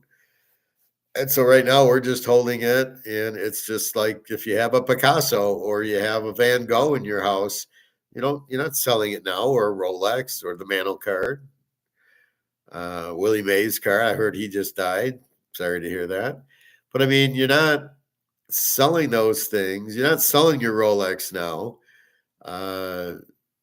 You're waiting. All those will go way up in value. So you're not looking to sell any of it. You're looking. The key is you got 100 grand in your bank account. You want it to be 1,000. You want to get rid of the 99 grand and buy gold and silver with it. You need to get out of this. That's the first step of what we're doing. We've all kind of done that. We've kind of got our bank accounts down to 1,000. We don't have any stocks because they're all going to go bankrupt. We don't have Bitcoin because it's a Ponzi. And we don't want this in the bank because we'll never get it out. And the gold, we don't want in the safety deposit box in the bank because we'll never get that out. Because when they close, oh, excuse me, I got a safety deposit box with 100 ounces of gold. They're going to just, too bad. We're closed. You can't get it. So you don't want your gold in the safety deposit box in any federal bank or anything like that. You just, if you need it in a place like that, put it in a U-Haul storage. What's that show where they open up the storage to see what they got? That's what you want. You don't want it in a bank. You don't want anything in the bank. You don't want anything in the stock market because you'll never get it out. If you're in Bitcoin, you're really fucked because if you do sell it at 90,000 or whatever it's at, it goes into your bank so you can get it. And they'll never give it to you.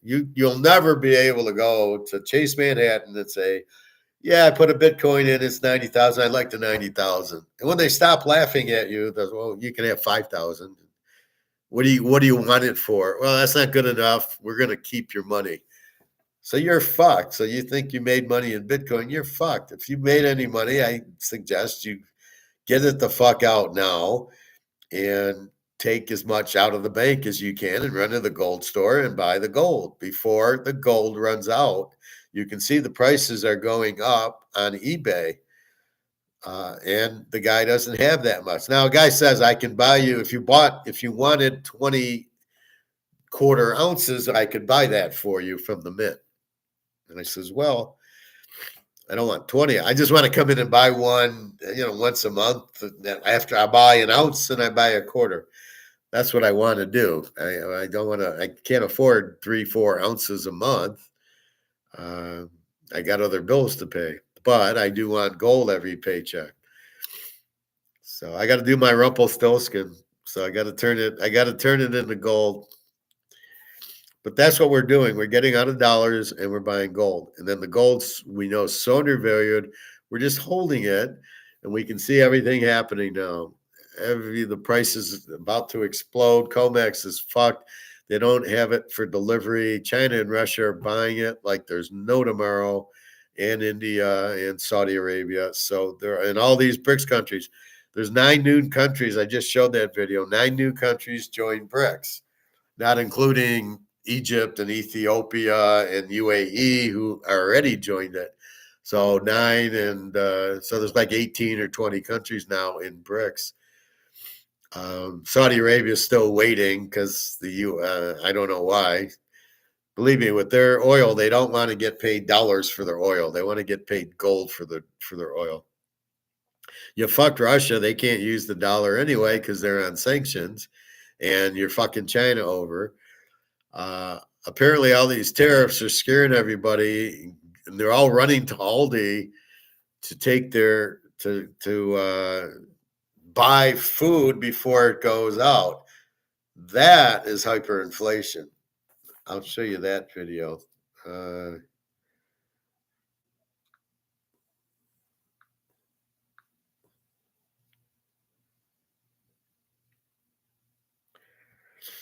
Okay, panic buying hit stores again. So we'll take a quick look again. Robinhood Gold is He's offering a 3% match on eligible contributions into your IRA. Shut the fuck up. Economists are sounding the alarm about the biggest price increases in decades.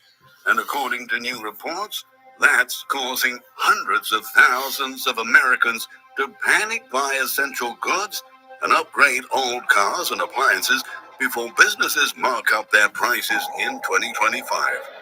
In a few weeks' time, retailers, automakers, and several other companies will be facing higher import costs that are expected to be passed along to U.S. consumers in the form of higher prices at stores.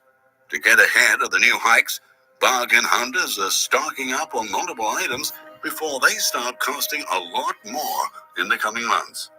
By now, you probably realize that inflation is just not coming down.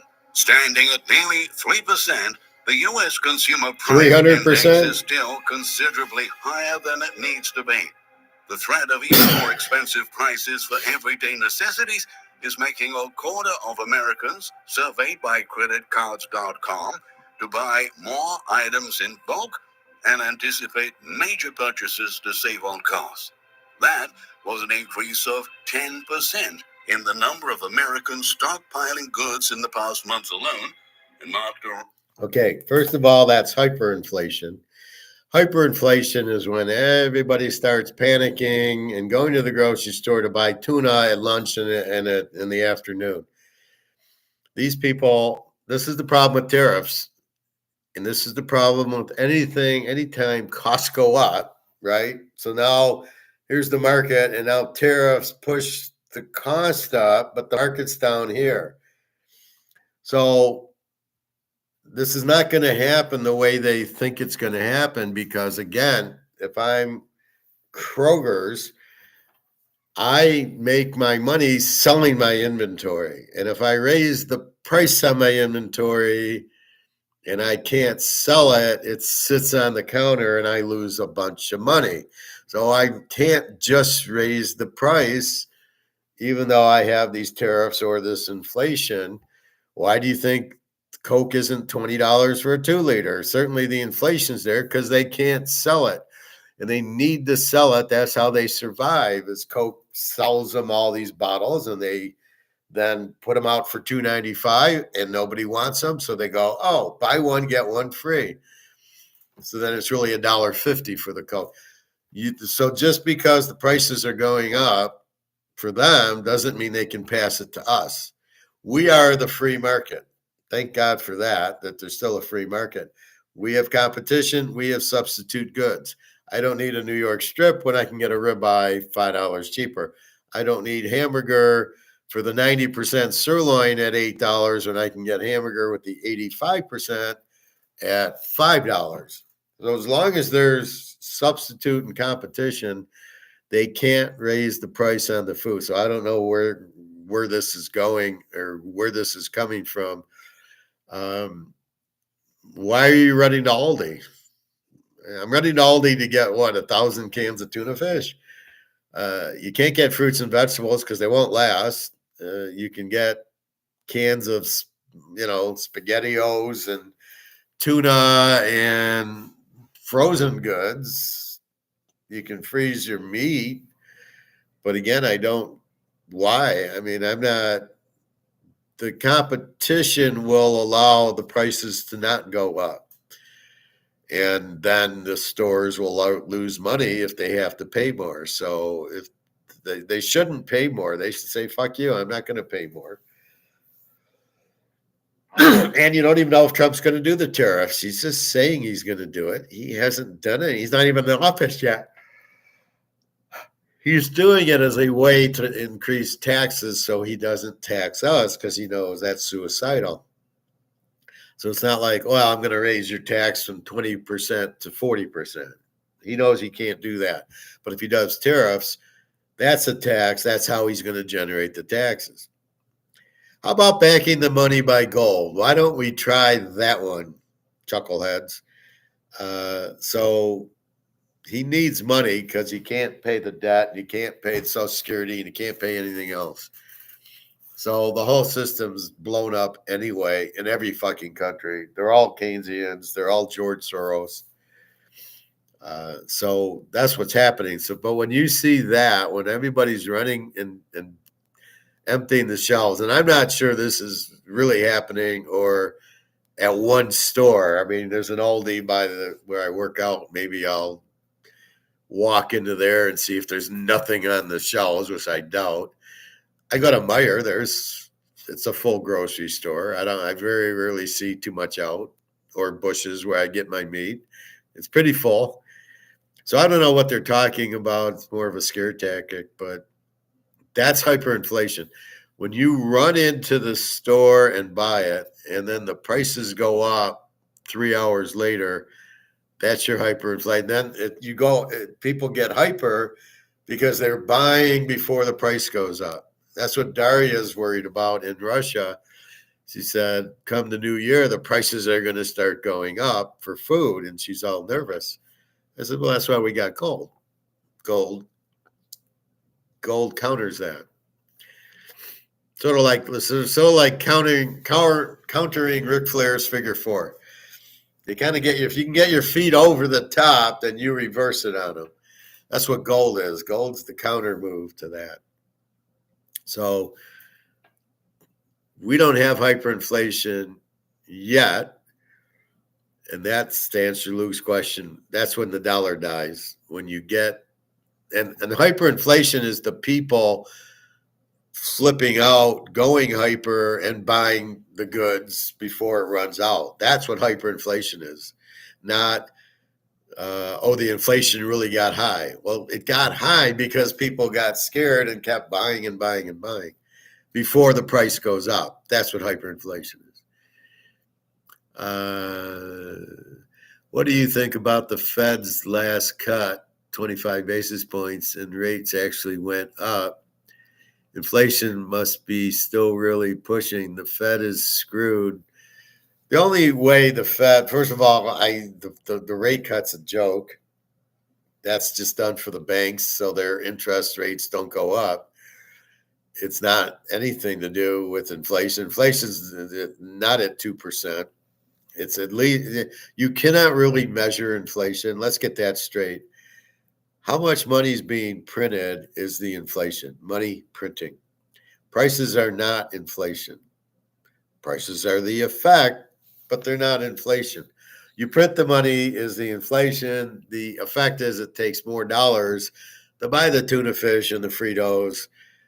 That's why. So you think Fritos are now $5 a bag. That's because it takes $5 to now buy the same bag that you used to pay $2 for. And I guess the only way you can really measure inflation is on things like you can't use gold because gold's pushed down. So you can use maybe a Rolex or maybe a house. So a house in 71 was $25,000. Now they're $500,000. Boy, that's a lot of inflation because the house price is still $25,000 in regular dollars, not in these hyperinflated dollars. So that's probably the best. But you can see a car didn't go up that much, and Coca-Cola went from 10 cents to $3, not $1,000. So that's really the problem. It's very hard to measure it. You can't really use percentage. All you can look at is how much dollar. And without the petrodollar, you had $160 trillion out in the world with the petrodollar, which meant you got to buy oil with the dollar. So you had to buy dollars. So if I'm in the UK and I want to buy oil, I got to buy dollars to then buy the oil. What a Ponzi scheme that is. So that's all coming home to roost because people are now taking that and saying, they're saying we don't want the dollar. We're getting rid of the dollar. We're getting rid of the treasuries. We want to buy gold instead. And Saudi Arabia said, you know what? I'll take whatever. China, you want to pay me in yuan for my oil? Russia, India, fine. I don't need US dollars. I'll take this, but I really want gold. And so there's all this US dollars sitting out there that nobody wants. So it's coming home to roost.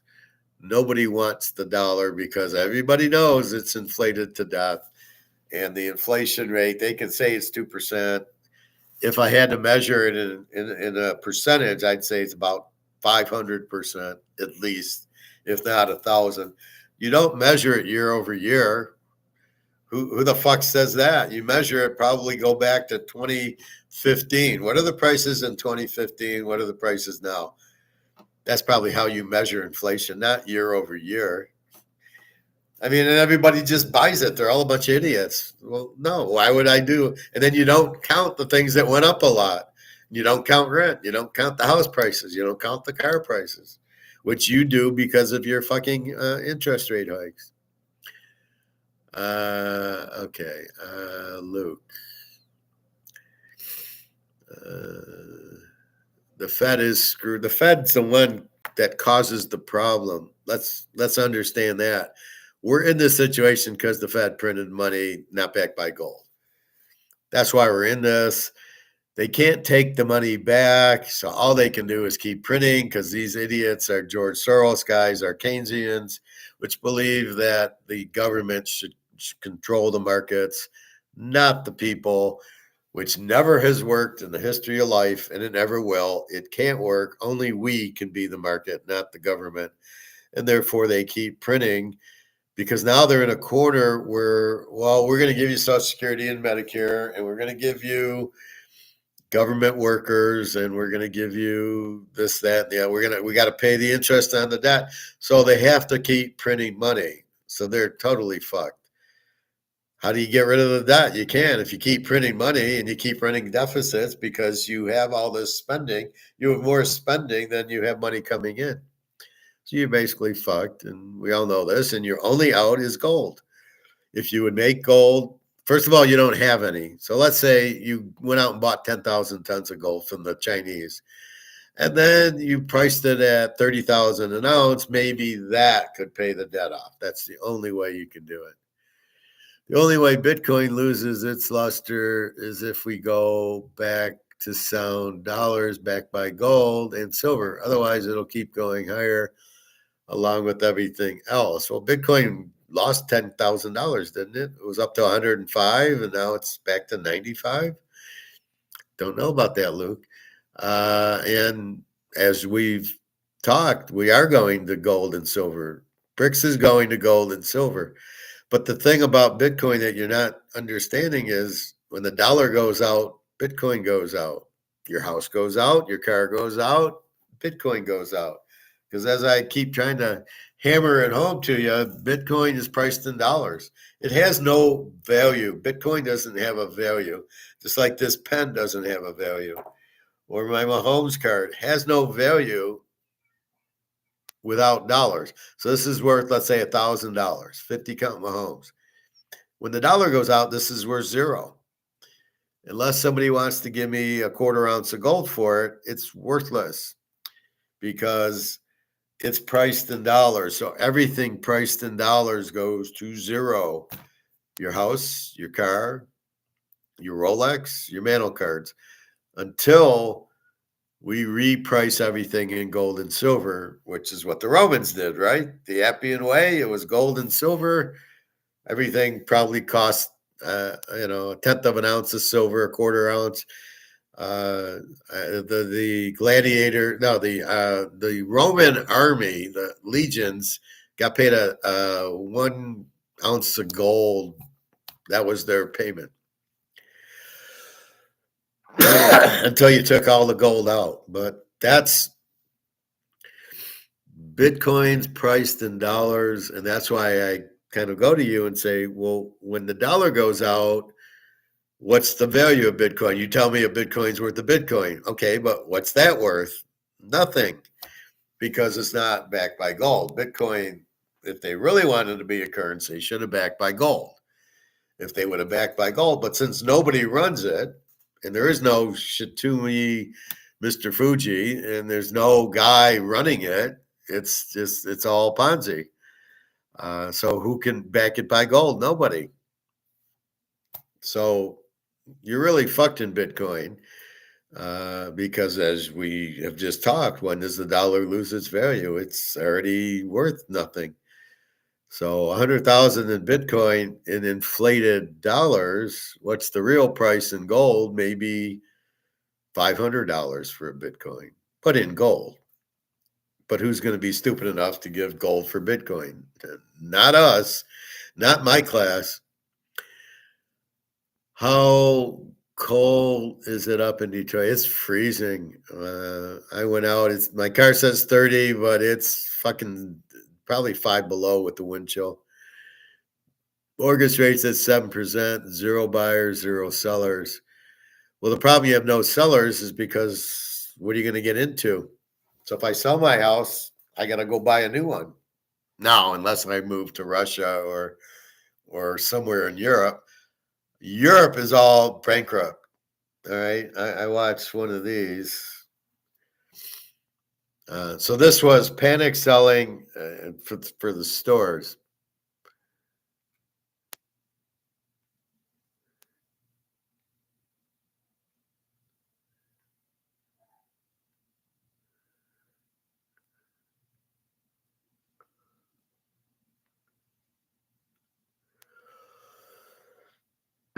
Oh, wait a minute. Let's listen to Eagle. Gold to stock Dow Jones here. This is now. The ratio's been 1 in 1980. Gold was about 800, 850, and the Dow was 800. The fundamentals tells me that we're going to go down to that trend line, which means that the US stock market will be, or the Dow will be half to gold. So that will be 10,000 gold or 5,000 Dow, or it doesn't matter. Relatively, you're going to do much better to own real money than stocks. And here we talked about the dollar. Look at this. This is the value of the dollar measured in real terms in gold. So we see the crash, and now he's gone along the bottom for a long time, and we're going to continue down. You telling me, Egan? If you want to make more money, you gotta love Egan. He's the only one that really gets it, besides me.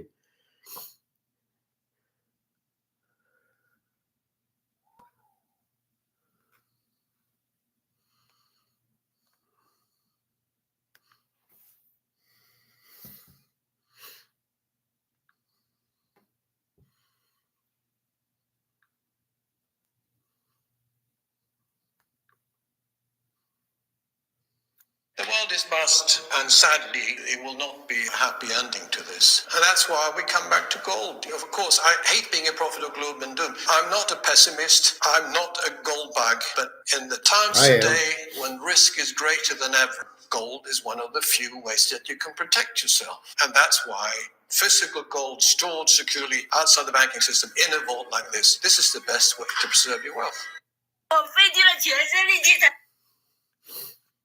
Tells it like it is. There was one I watched today.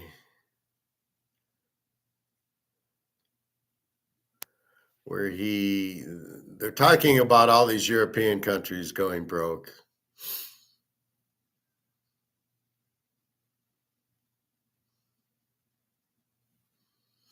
Here's Germany's economic collapse. And then we're going to have Italy. There was like 10 countries. Where is that?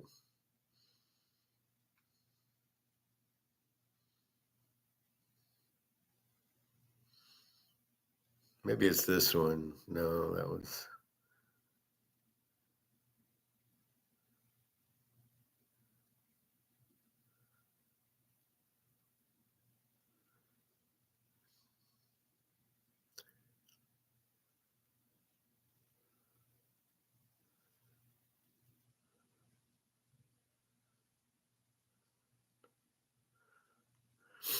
I don't know. Let me play this, Egon. Central banks are now gradually moving the dollar reserves from US dollars to gold, physical gold, and taking it, storing it at home in their country, not with the in New York or in London with the central bank.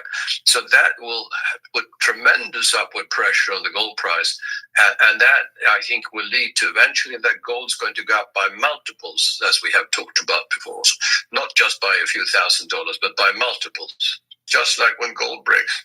Silver will, of course, move at least twice as fast. Egon von Greyers, founder and managing partner of Matterhorn Asset Management, highlights that Russia is the third largest gold producer, with Australia likely in second place. Both nations, he notes, are China's keeping their number gold one. reserves instead of selling them, recognizing the value of gold more than ever as they witness the West, particularly the U.S., erode the value of paper money.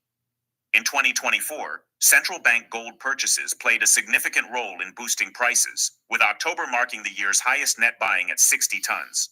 The Reserve Bank of India, RBI, led the way, adding 27 tons in October alone, bringing its total purchases for the year to 77 tons, a five-fold increase compared to 2023. Turkey and Poland followed closely with 72 tons and 69 tons of gold bought, respectively. Greyers predicts that the ongoing shift by central banks from dollar reserves to gold will drive sustained demand for years to come, pushing gold prices significantly higher, not just by a few $1,000s, but by multiples. This central bank demand is expected to far exceed that of smaller investors. In October 2024, gold reached an all-time high of $2,790 per ounce. Man, A surge. let me answer your questions. We'll get back to that. All about to bust everything. Yeah. Why hasn't gold gone nuts yet? Well, you know the answer. It's COMEX, and they're keeping the price down, because if they let it go, they're all broke, because all these idiots shorted the gold price, just like they're doing with silver. So they're the ones keeping the price down. It's not free market. It's not me and you buying it and the price goes up and we sell it and the price goes down. Nobody's selling the gold. It goes down. It's all based on derivatives. That's how it's being priced in COMEX now, not free. Like you went to the dealership to buy a car, that's the price of the car because that's what you paid for it. So there's a seller and a buyer, but you don't have that with gold and you don't have that with silver yet. COMEX is doing derivatives, controlling the price. That's why it hasn't gone yet. But they're 4 years behind in physical that they need to come up with. And once it moves, they're all going to go broke because they've got all these derivatives at $22, $24, $25 an ounce, which it'll never get to. But once it starts going to $35, $40, all these banks are fucked. And that's when you're going to see it go. And it's very close. First quarter, Egon says.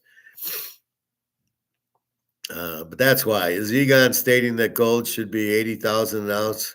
No, what Egon's saying is gold's going to be 20,000 and the Dow's going to be 10,000. He's saying that the market's going to crash, and gold and the market are usually even. So it's not that gold's going up to 40,000 or 80, although it will, but the market's going to come down to maybe 10,000, and then gold will be 10 or 20. But it's the market coming down. That is what he's saying. Luke, Professor, I bought an expensive car and financed almost all of it, 52K or so, because I know debts in fiat are going to be wiped out with the new system coming. It's all broken. Well, the key though, Luke, is when you start paying on the loan, you're paying with monopoly money. And it's going to be worth less and less and less. So let's say you have $1,000 a month car payment.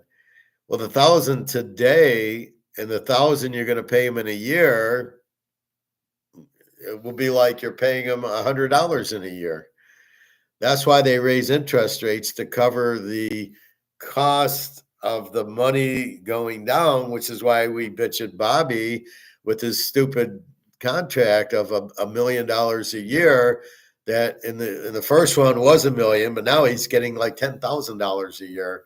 He's not getting the $1 million because he's getting monopoly money that's worthless. You're doing the same thing with your car. It's good to take out a loan now because A, paying it back, probably not, but B, the money that you're going to be paying is monopoly money. It's worth less every day. The value of the dollar is dropping. You just don't see it that much. So my analogy is, if you're on the real Titanic, you can see you're 90% in the water. Like, you can see that we're sinking, but you can't see this being worth less except for when you go to the grocery store and you are Ponzi schemed into believing that the prices of Coca-Cola are going up, not that the value of this has dropped and it takes more dollars to buy the Coca-Cola. You're blind to that. You just see prices going up and you're like, oh, these motherfuckers, they're raising prices. That's not what's happening. Your dollar's shit. And that's what you can't see. So you can't see that the Titanic is sinking. You can only see prices going up. But that is really, you need more dollars to buy it. That's what's really happening. You need more dollars to buy the Coke and the tuna and the Fritos and the car. So the car you bought for $52K in gold is probably $1,000 car. So when gold comes out, it'll be worth about $1,000, but 1,000 gold is worth a lot more than 52,000 monopoly monies. I only put $6K down, traded old car, and that was very smart. And you're just gonna, get the orange 500 monopoly money and start paying them in that. The reason you're able to get it, and you probably could have negotiated pretty good, is they can't sell them. Who's buying cars now? So the company had to make it. So let's say it's GM. Well, they got the plant. They got to make the cars because they bought all the steel and they got the tools and they got the machines. They got the people. So they got to keep spitting out cars. But the problem is nobody's buying. There's no buyer for it. So the price, I'm hoping these were $70,000 cars you got for 56. You should have. The ball was in your court. Nobody's buying cars now, and especially at these interest rates. So the buyer has them because they have to keep making the car, and they can't sell it, and it sits on their lot, and it costs them money and insurance, and it costs them money, fees, and other things. And they need to sell the car. So a lot of these car companies are going to be in big trouble because they're going to go bankrupt because they can't sell the cars. Who's buying it? Who has money to buy a car? And with the higher interest rate, who's got money to buy a car, right? So you're paying 7% instead of 2%, and you don't have money. The money you have is going to other things. So good for you, Luke. It'll work out. All right. Likely to continue into next year. Experts attribute the ongoing demand for gold, a key safe haven asset, to geopolitical risks, central bank buying, and the U.S. Federal Reserve's shift to a rate-cutting cycle.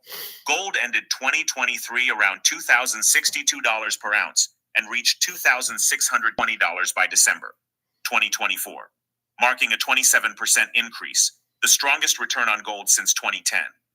Over the course of the year, gold broke records 40 times, with total demand surpassing $100 billion for the first time in the third quarter of 2024. After peaking in October, gold ended the month at $2,743 per ounce, up 4.15%, solidifying its... This AI trade finder will handpick you options trades every morning on autopilot. Hi. After peaking in October, gold ended the month at $2,743 per ounce, up 4.15%, solidifying its position as a top-performing asset. Before we dive deep into this video, make sure to subscribe to our channel and hit the bell icon so you never miss any of our updates. Also, share it with your friends and anyone who might benefit from it. Today, the China, for example, from what we understand, is that when they are the biggest producer of gold in the world, near 400 tons a year, and they keep that gold themselves, the Chinese government now. So that is actually fresh gold that they keep. So it never goes onto the market. It means that it never affects the price. They produce the gold and they keep the gold. And also my understanding is that Russia does the same. Russia also, which is well, I think it's the third. So I think Australia's second, or Russia's third. It's about the same, the biggest gold producer. And they're also keeping all of their own gold. They know that. They understand the value of gold more than ever because they see what the West is doing and they see what the US is doing. Putin swimming pool. The value of paper money. And therefore, they're keeping their own gold also and building up the reserves. So that never comes onto the market either. Then we have, of course, we've seen a lot of central banks, BRICS, Eastern central banks, and BRIC members, not Western central banks, buying gold. Western central banks are not buying gold at all. They haven't bought gold for decades. But the Eastern ones are. And, central banks, when they're buying gold, they're very cautious, so they don't want to push the price up. So they are very carefully going into the market to pick up gold without putting upward pressure on the price. As I have said before in our discussions, Jan, of course, you also have this move now from dollar reserves. Central banks, after that, the U.S. confiscated the Russian assets, which were obviously mainly dollar assets, then no central bank will trust the U.S. To hold their reserve assets, as I said, which are primarily in dollars. So therefore, central banks are now gradually moving the dollar reserves from U.S. dollars to gold, physical gold, and taking it, storing it at home in their country, not with the in New York or in London with the central bank. So that is an ongoing movement that's going to take several years, but that will put tremendous upward pressure on the gold price. And I think we're not talking about here small moves. We're talking about sustained. There will be buyers of gold continuously for many years in the form of the central banks selling the dollars, buying gold. And that, I think, will lead to eventually that gold's going to go up by multiples, as we have talked about before, not just by a few $1,000s, but by multiples, because there will be sustained demand from a level, as at a central bank level, which will certainly outcompete all small investors. What normal investors do will be irrelevant in comparison to these major buyers of gold, being central banks, and especially the BRICS and Eastern and Southern central bank. That is a very important move that will take place over many. So remember, high demand, low supply, price goes to the moon. And we got high demand for years, apparently. So we're going to I don't know where we're going to get to. I mean, we'll easily get to 100,000 an ounce. Silver will be 20,000 an ounce. It's so limited, and you're not going to have money because it's all gone. It's all toilet paper, right? This and this are gone, right? Now we add the British pound and the Canadian and the Japanese and Chinese. All of the paper monopoly monies are gone. Everybody's going to need gold, not Bitcoin. They're all going to need gold, not CBDCs, because they're just fiat money that's not backed by gold. Just because it's digital, it's the same bullshit as we got now. That's not the answer. So you have such huge demand for gold, which can't be printed, which means the 200,000 tons is it. There's nothing else. There's not, you can't make more like you can, tennis rackets. That's it. So when you have huge demand, the only way to get to, I want to buy gold is, well, I'm going to have to charge you, 3,000 an ounce for it. And then it's 3,000. Well, I want to buy, well, okay, I'm going to sell to you for $4,000. And you got this huge line because everything's fucked. They're all Keynesians in this dollar system of dollars not backed by gold. It's insanity. You've got Africa wanting to go on a gold-backed currency and have a gold standard. You already have BRICS, and I don't know if all the African people are joining BRICS. I know Ethiopia did, Egypt did, South Africa, obviously. So you have more countries wanting to go on the gold-backed currency, and there's only so much gold, and that's why I'm saying you better buy it now because there's not any left. Right? There's very little, and when I go to my store, it's only what people have sold to him. Now, I suppose if he wasn't getting in, he would buy more, depending on what he had to pay for it.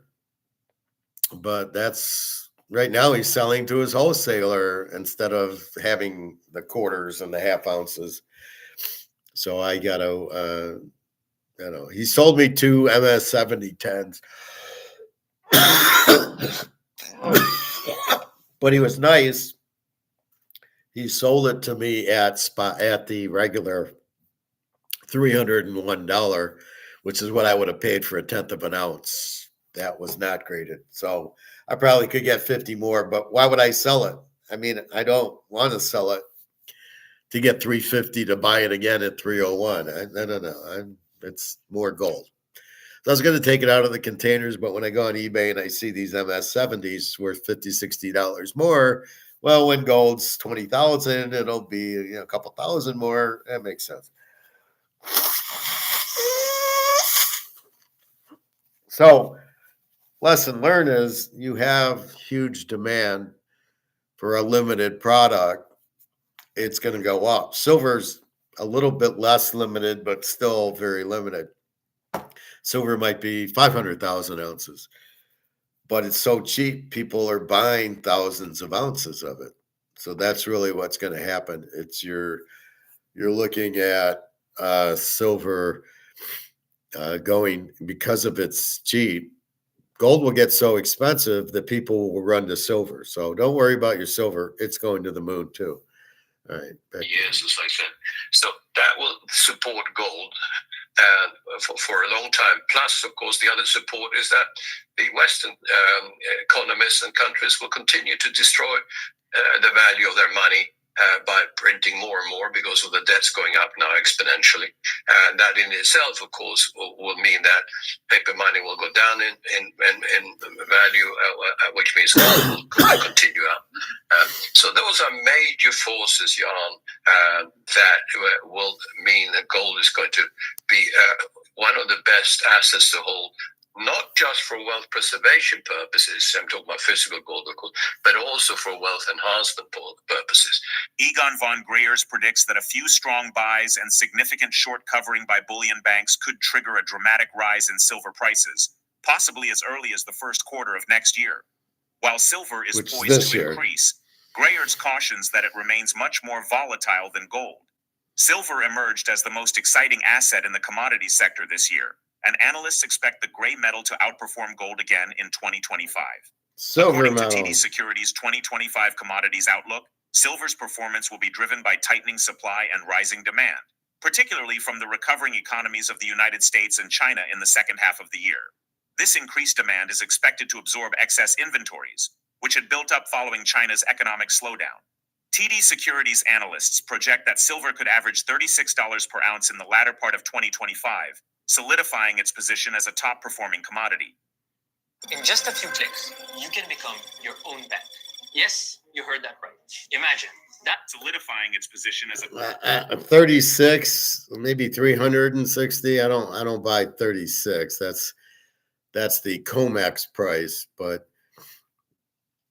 you're definitely going to get a much higher price. But again, this is all, when Egon says volatile, that's still the derivative volatile, not the physical volatile.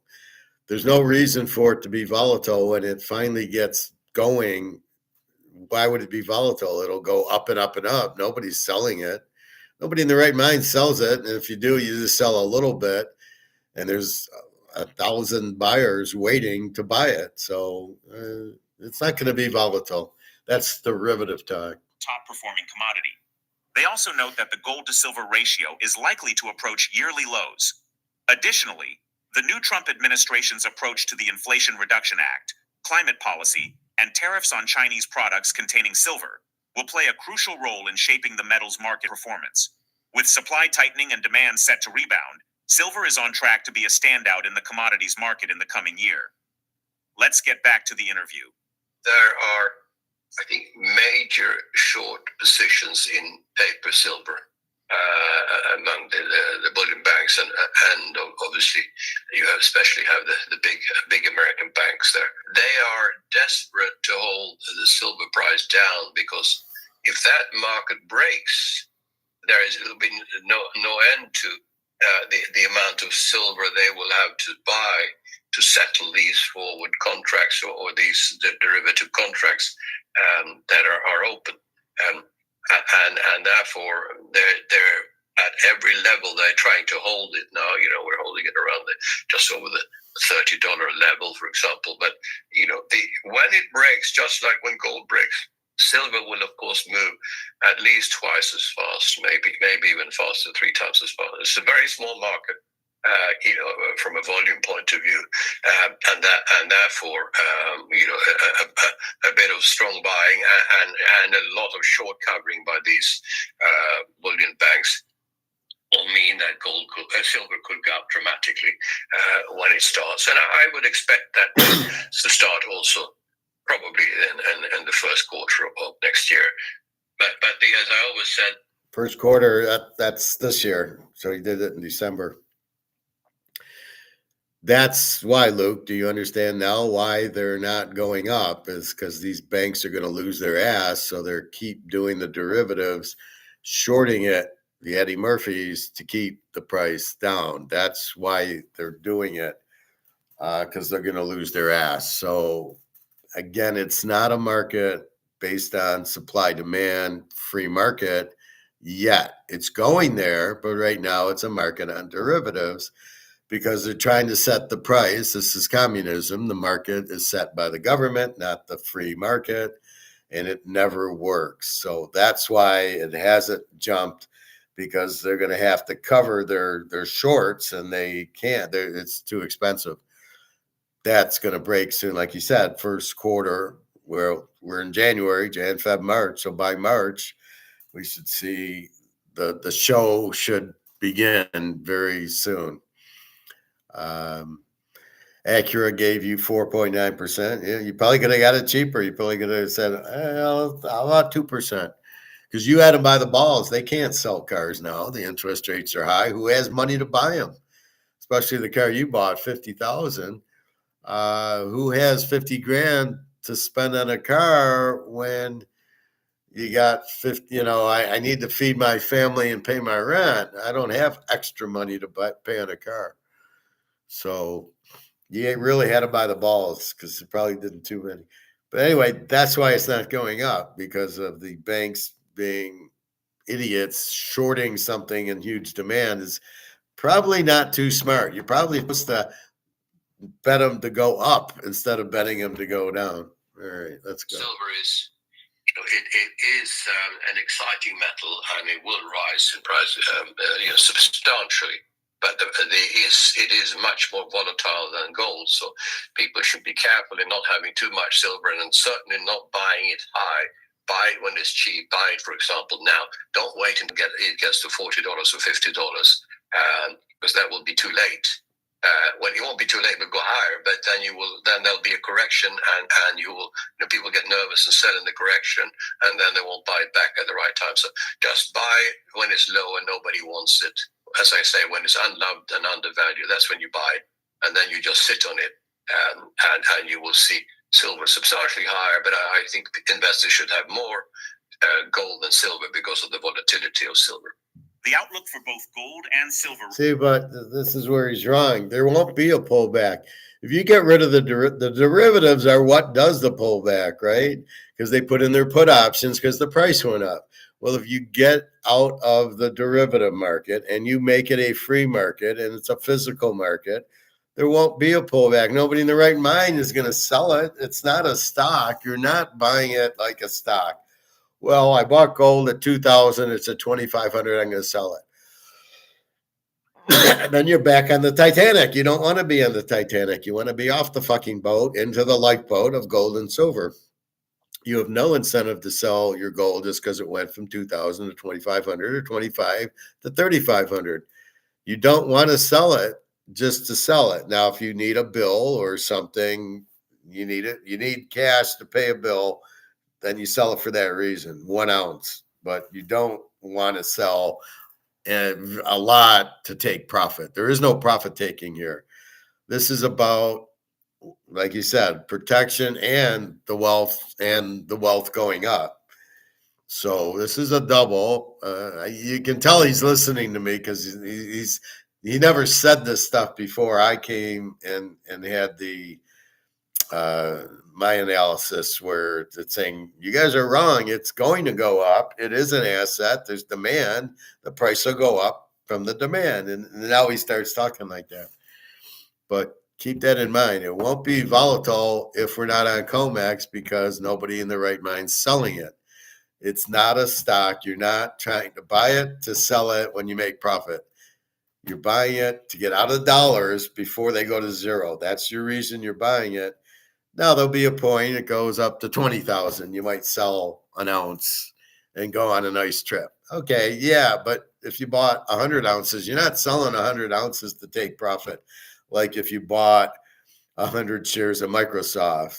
Okay, it went up. Okay, all right, I'm going to sell it and take profit, and I'll look for another stock. This is gold. There is no other stock. There is nothing else. There's gold, there's silver, and that's it. You don't look for another thing, and you don't buy it and sell it like stock. You don't buy 100 ounces and then sell the 100 ounces. You're out of your mind. You can't do that. All right. So that's about what we got from Egon. And that's their master plan. Where was all these countries going broke?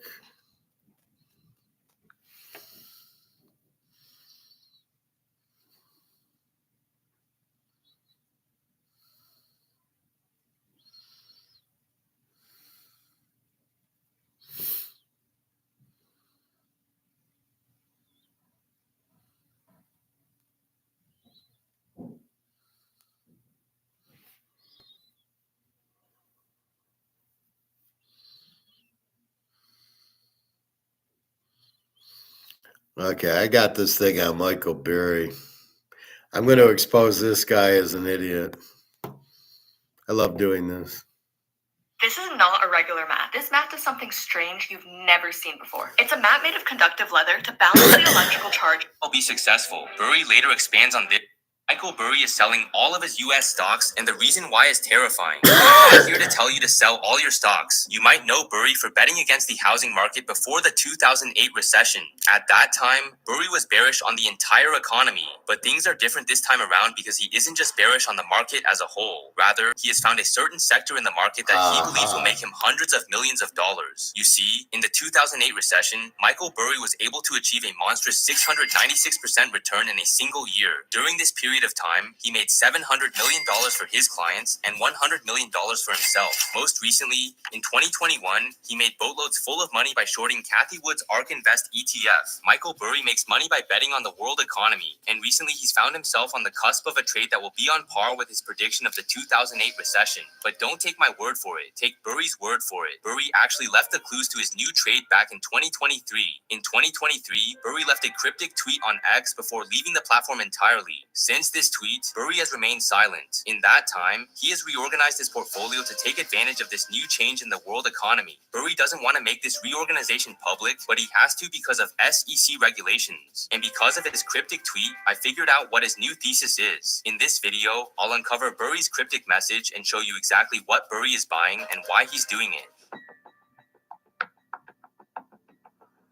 Michael Burry is once again making a huge bet on the world economy. He's noticed an economic trend that almost everyone has ignored, but luckily for us, he's left some clues to point toward his thesis. Before leaving X, Michael Burry left a tweet saying, "In ascendant, China seems eerily similar to the Ottomans. Beijing believes that the United States is decadent, undeserving of its affluence, living beyond its means on the fumes of the past, and very soon vulnerable enough." With this tweet, Michael Burry is referring to the rise and fall of the once mighty Byzantine Empire, which he believes strongly predicts the events we will see in the coming months. You see, while technology has drastically evolved, human behaviors never change. Since human behavior is highly predictable, history serves as a strong indicator of future events. Michael Burry has dug into the history books to find a situation similar to what is going on with the US and China. Similar to the US, the Byzantine Empire flourished for centuries. In fact, the Byzantine Empire was much more dominant than the US in terms of time. For over 1,000 years, the Byzantine Empire was at the forefront of scientific advancements. They invented brilliant inventions like flamethrowers and complex complex sewer systems,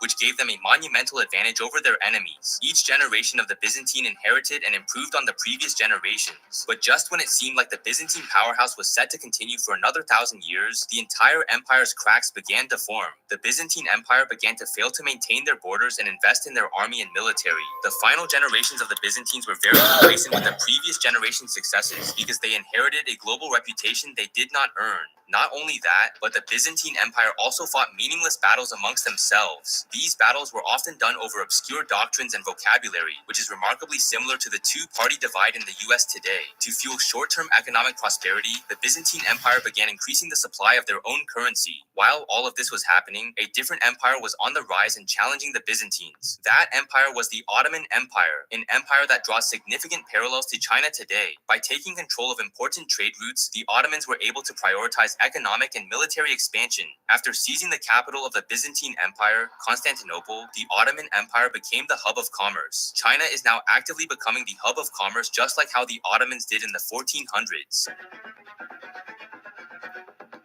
China is currently in the process of creating new trade routes through an initiative called the Belt and Road Initiative. This initiative was proposed in 2013 by President Xi Jinping and aims to connect Asia, Africa, and Europe through two new trade routes. Initiatives like this are giving rise to China's economy as China solidifies themselves as the most dominant manufacturer in the world. While the US still remains a hub for innovation, the US now faces stagnation in key industries like manufacturing. The US has been outsourcing critical technologies and industries to China, which mirrors the Byzantine decline in economic and technological leadership. Like the Byzantines, the US risks overconfidence in its past successes, while rivals like China invest heavily in future-oriented industries. I don't Michael think Burry so. isn't the only hedge fund manager drawing this conclusion. Many others are doing the same and are positioning themselves to take advantage of the opportunity. One of the most notable hedge fund managers that have noticed this is Ray Dalio, who runs one of the biggest hedge funds in He's the an world, idiot. Bridgewater Associates. In his book, The Changing World Order, he explains how there is a cyclical nature of empires rising and falling.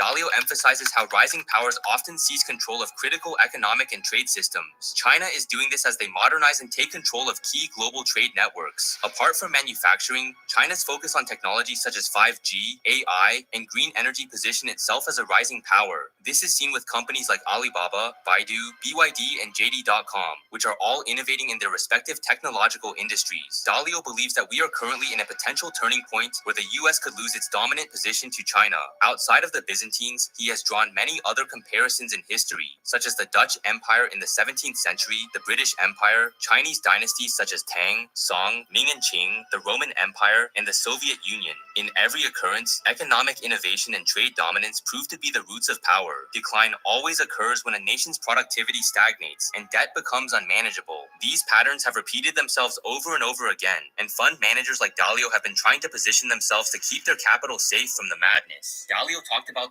Okay. Now, that tells me they don't know what they're doing. If you just understood inflation, that's the key to it.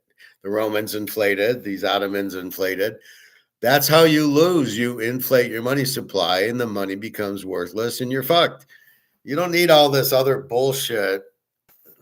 Why is Michael Burry, what's he going to buy stock in China? What's he out of his mind? Or better yet, he's going to buy stock in the US. Well, you heard Egon say all the stock market's going to crash. So why would you be in stock? He should be, as you're saying, Luke, in gold. So these guys, Ray Dalio, he's an idiot. He's sitting there going, well, I can see the trends of that. There's no trend to see. All you got to see is the inflation. You print yourself to death and you go out. That's what's happened since the Romans to every country in the world. You print and print and print. And that's why he kind of gets it that the debt goes up, but it's because your money's worthless. You've printed it to zero, which causes heavy debt because the money's not worth anything. And that's my thesis here. These people don't know what they're doing because they don't understand the basic inflation that you print the money to death. Every country will do that unless you have gold.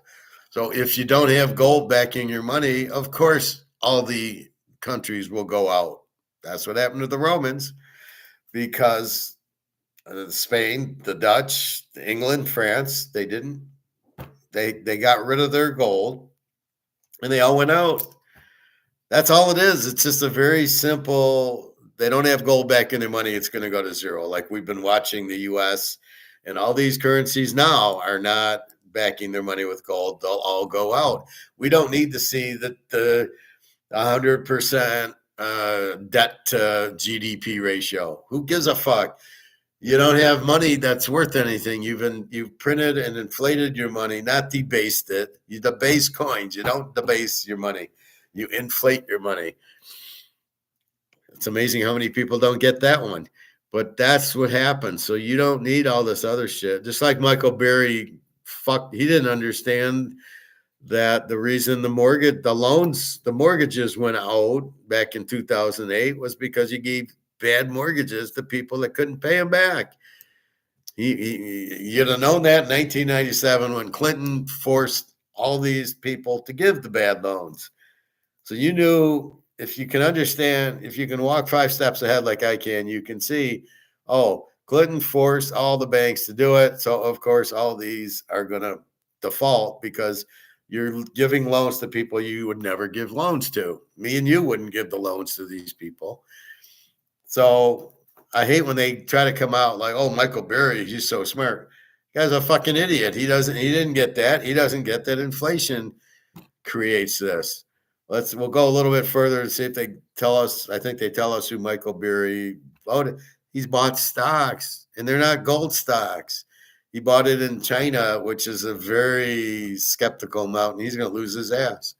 This with the current AI and crypto czar David Sachs last year, he expressed his concerns about the financial problem in the U.S. So, Ray, I think I fundamentally agree with your critique that America is looking more and more like a late-stage empire. Like a late-stage Roman Empire, we have this massive debt, and we're debasing our currency. Like the inflating Roman it, Empire, you we idiot. have all these, far-flung military. Robinhood Gold is offering a 3% match on eligible contributions into your IRA. Put your money to See, then you lose like where you were Roman at. Empire, we have all these, far-flung military wars, which we lose, all over the world. We're racked by internal division. So I think I agree with that part of it. At the same time, we do seem to be really good still at technological innovation. In the last year, we've had this breakthrough with, AI, with large language models. I'm wondering, well, first of all, is that a mirage, or do you agree with that? And then if you do agree that we're still really good at technology, is there anything in the historical pattern that's like that, where you have an empire that's declining in every visible way, except for the one that really undergirds our power, which is technology? Well, the late 20s in the United States was such a good classic example. We had more innovations, more all of these cycles. If I was to go back to the Industrial Revolution, late 1800s, and then you create, when there's a lot of debt and a big wealth gap, you have in 1907, you have the Panic of 1907. Boom! You have you have this internal conflict, and you had the First World War. In the 20s, you had the same kind of late 20s. It was an era of great inventiveness. The other things matter. President Trump is now feeling this pressure from China, especially considering that China has dominated the U.S. in terms of manufacturing goods. His proposal is to impose significant tariffs on China, which he believes will encourage American consumers and businesses to buy domestic products. In particular, he's worried about certain U.S. industries like steel, aluminum, and technology, which have been undercut by cheaper Chinese imports for years. Your critics are saying that you're going to start another trade war. It's not a trade war. I did great with China with everything. Look, China came in, they were going to destroy our steel industry, and I put tariffs, big tariffs. You're talking about 60% tariffs on Chinese goods. Is that in the cards? No, I would say maybe it's going to be more than that, because we're going to have, look, I want China to do great. I do. And I like President Xi a lot. He was a very good friend of mine during my term. Well, look, COVID cover-up, intellectual property when theft. COVID came, the list is long from our number one adversaries. I don't know if he's a friend.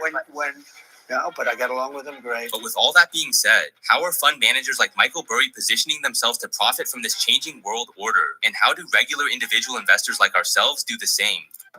We buy gold.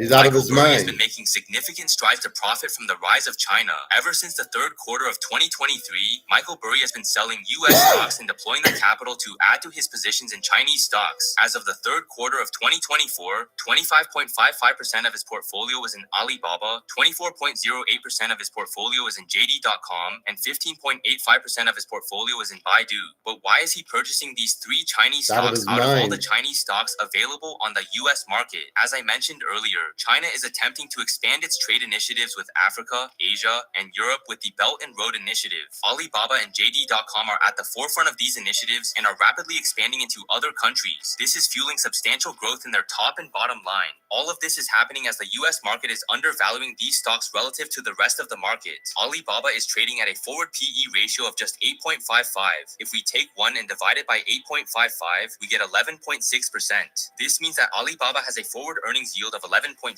Basically, this implies that for every dollar invested in Alibaba stock, the company is expected to make 11.6 cents in the next 12 months. That's a massive return, especially since most stocks are overvalued today. Baidu is also similarly undervalued.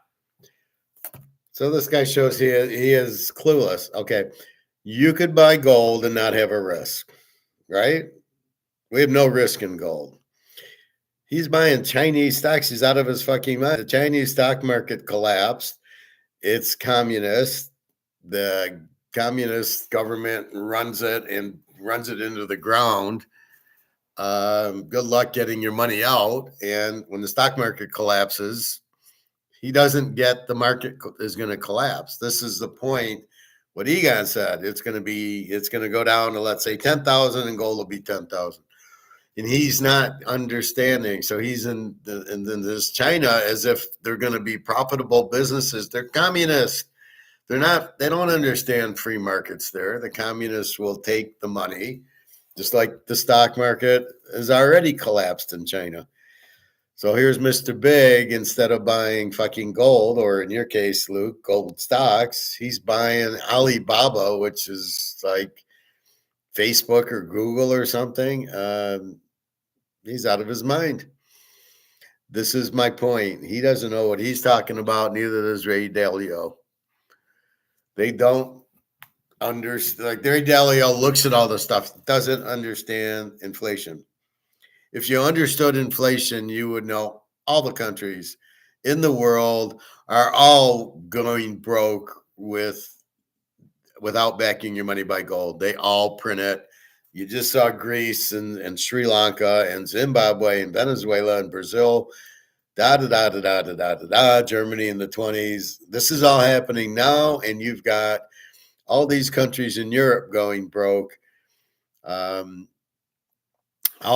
watched the video today. It was like 10 Germany, 9 France, 8 Italy, 7 Spain. All these, Poland was next. They're all going broke. So, I mean, and what happens? They all go run into gold because their dollar becomes worthless. So Europe's pretty much fucked. So it's going to be Russia and China, and that's about, I don't know where we move to, but we ain't going to stay here. These tariffs will kill this country because what are you doing? You're raising cost. Trump doesn't understand that. So in other words, you want to buy golf clubs that come from China, and they're going to put this big tariff on it. So the $300 golf clubs are now $600. You're not going to sell any. You're going to kill the economy.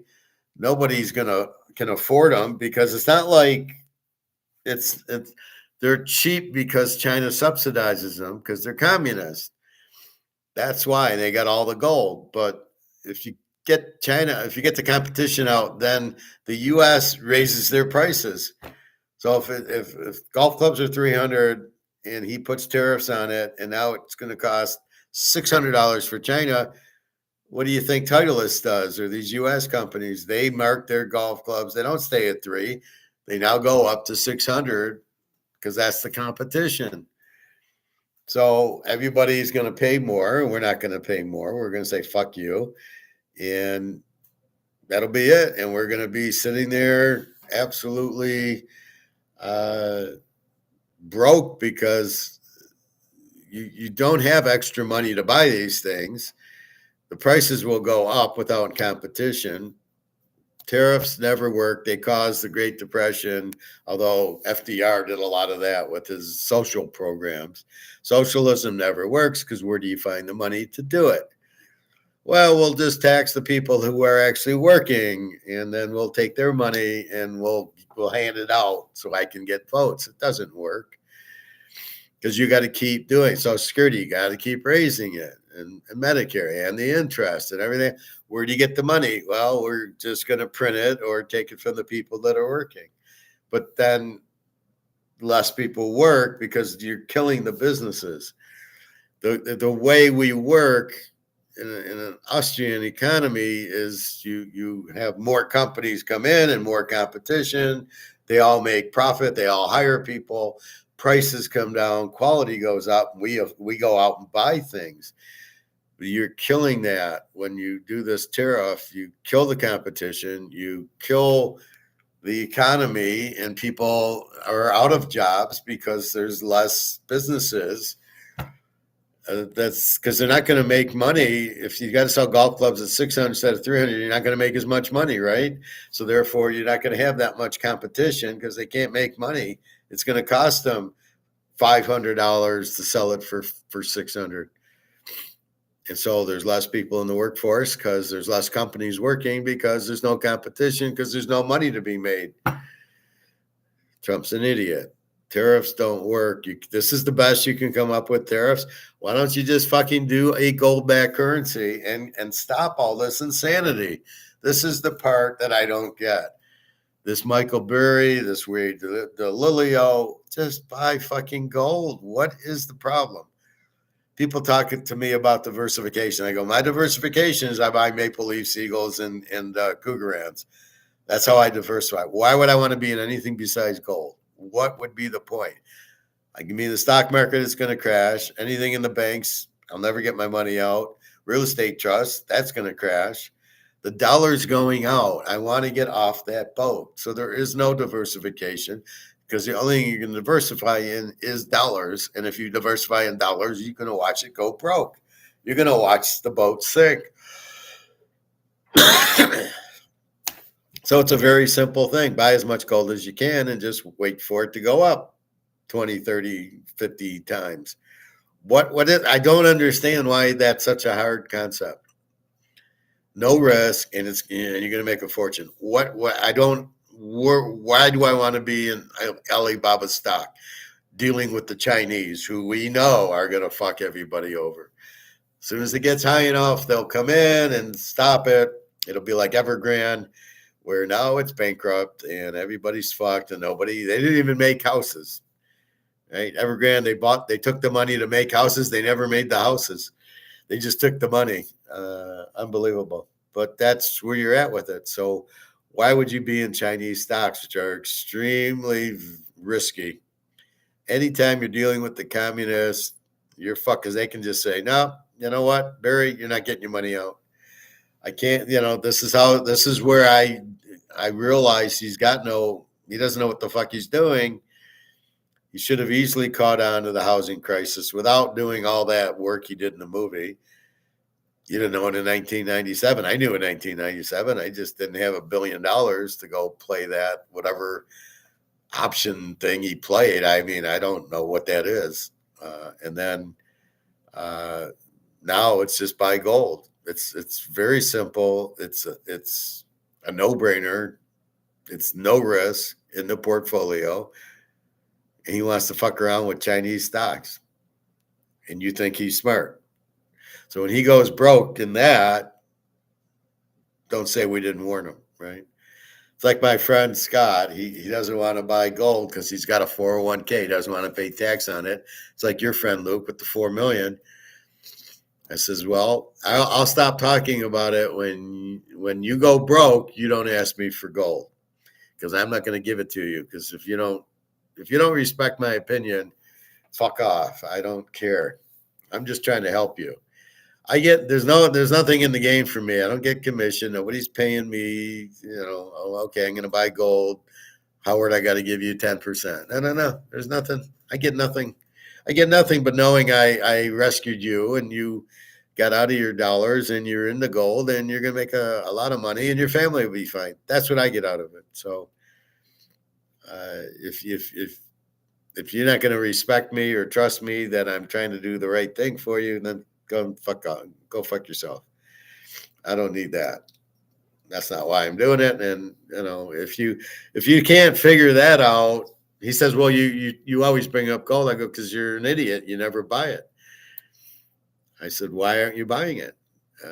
What? Well, I don't. I got 401k. Well, okay, but it's worthless.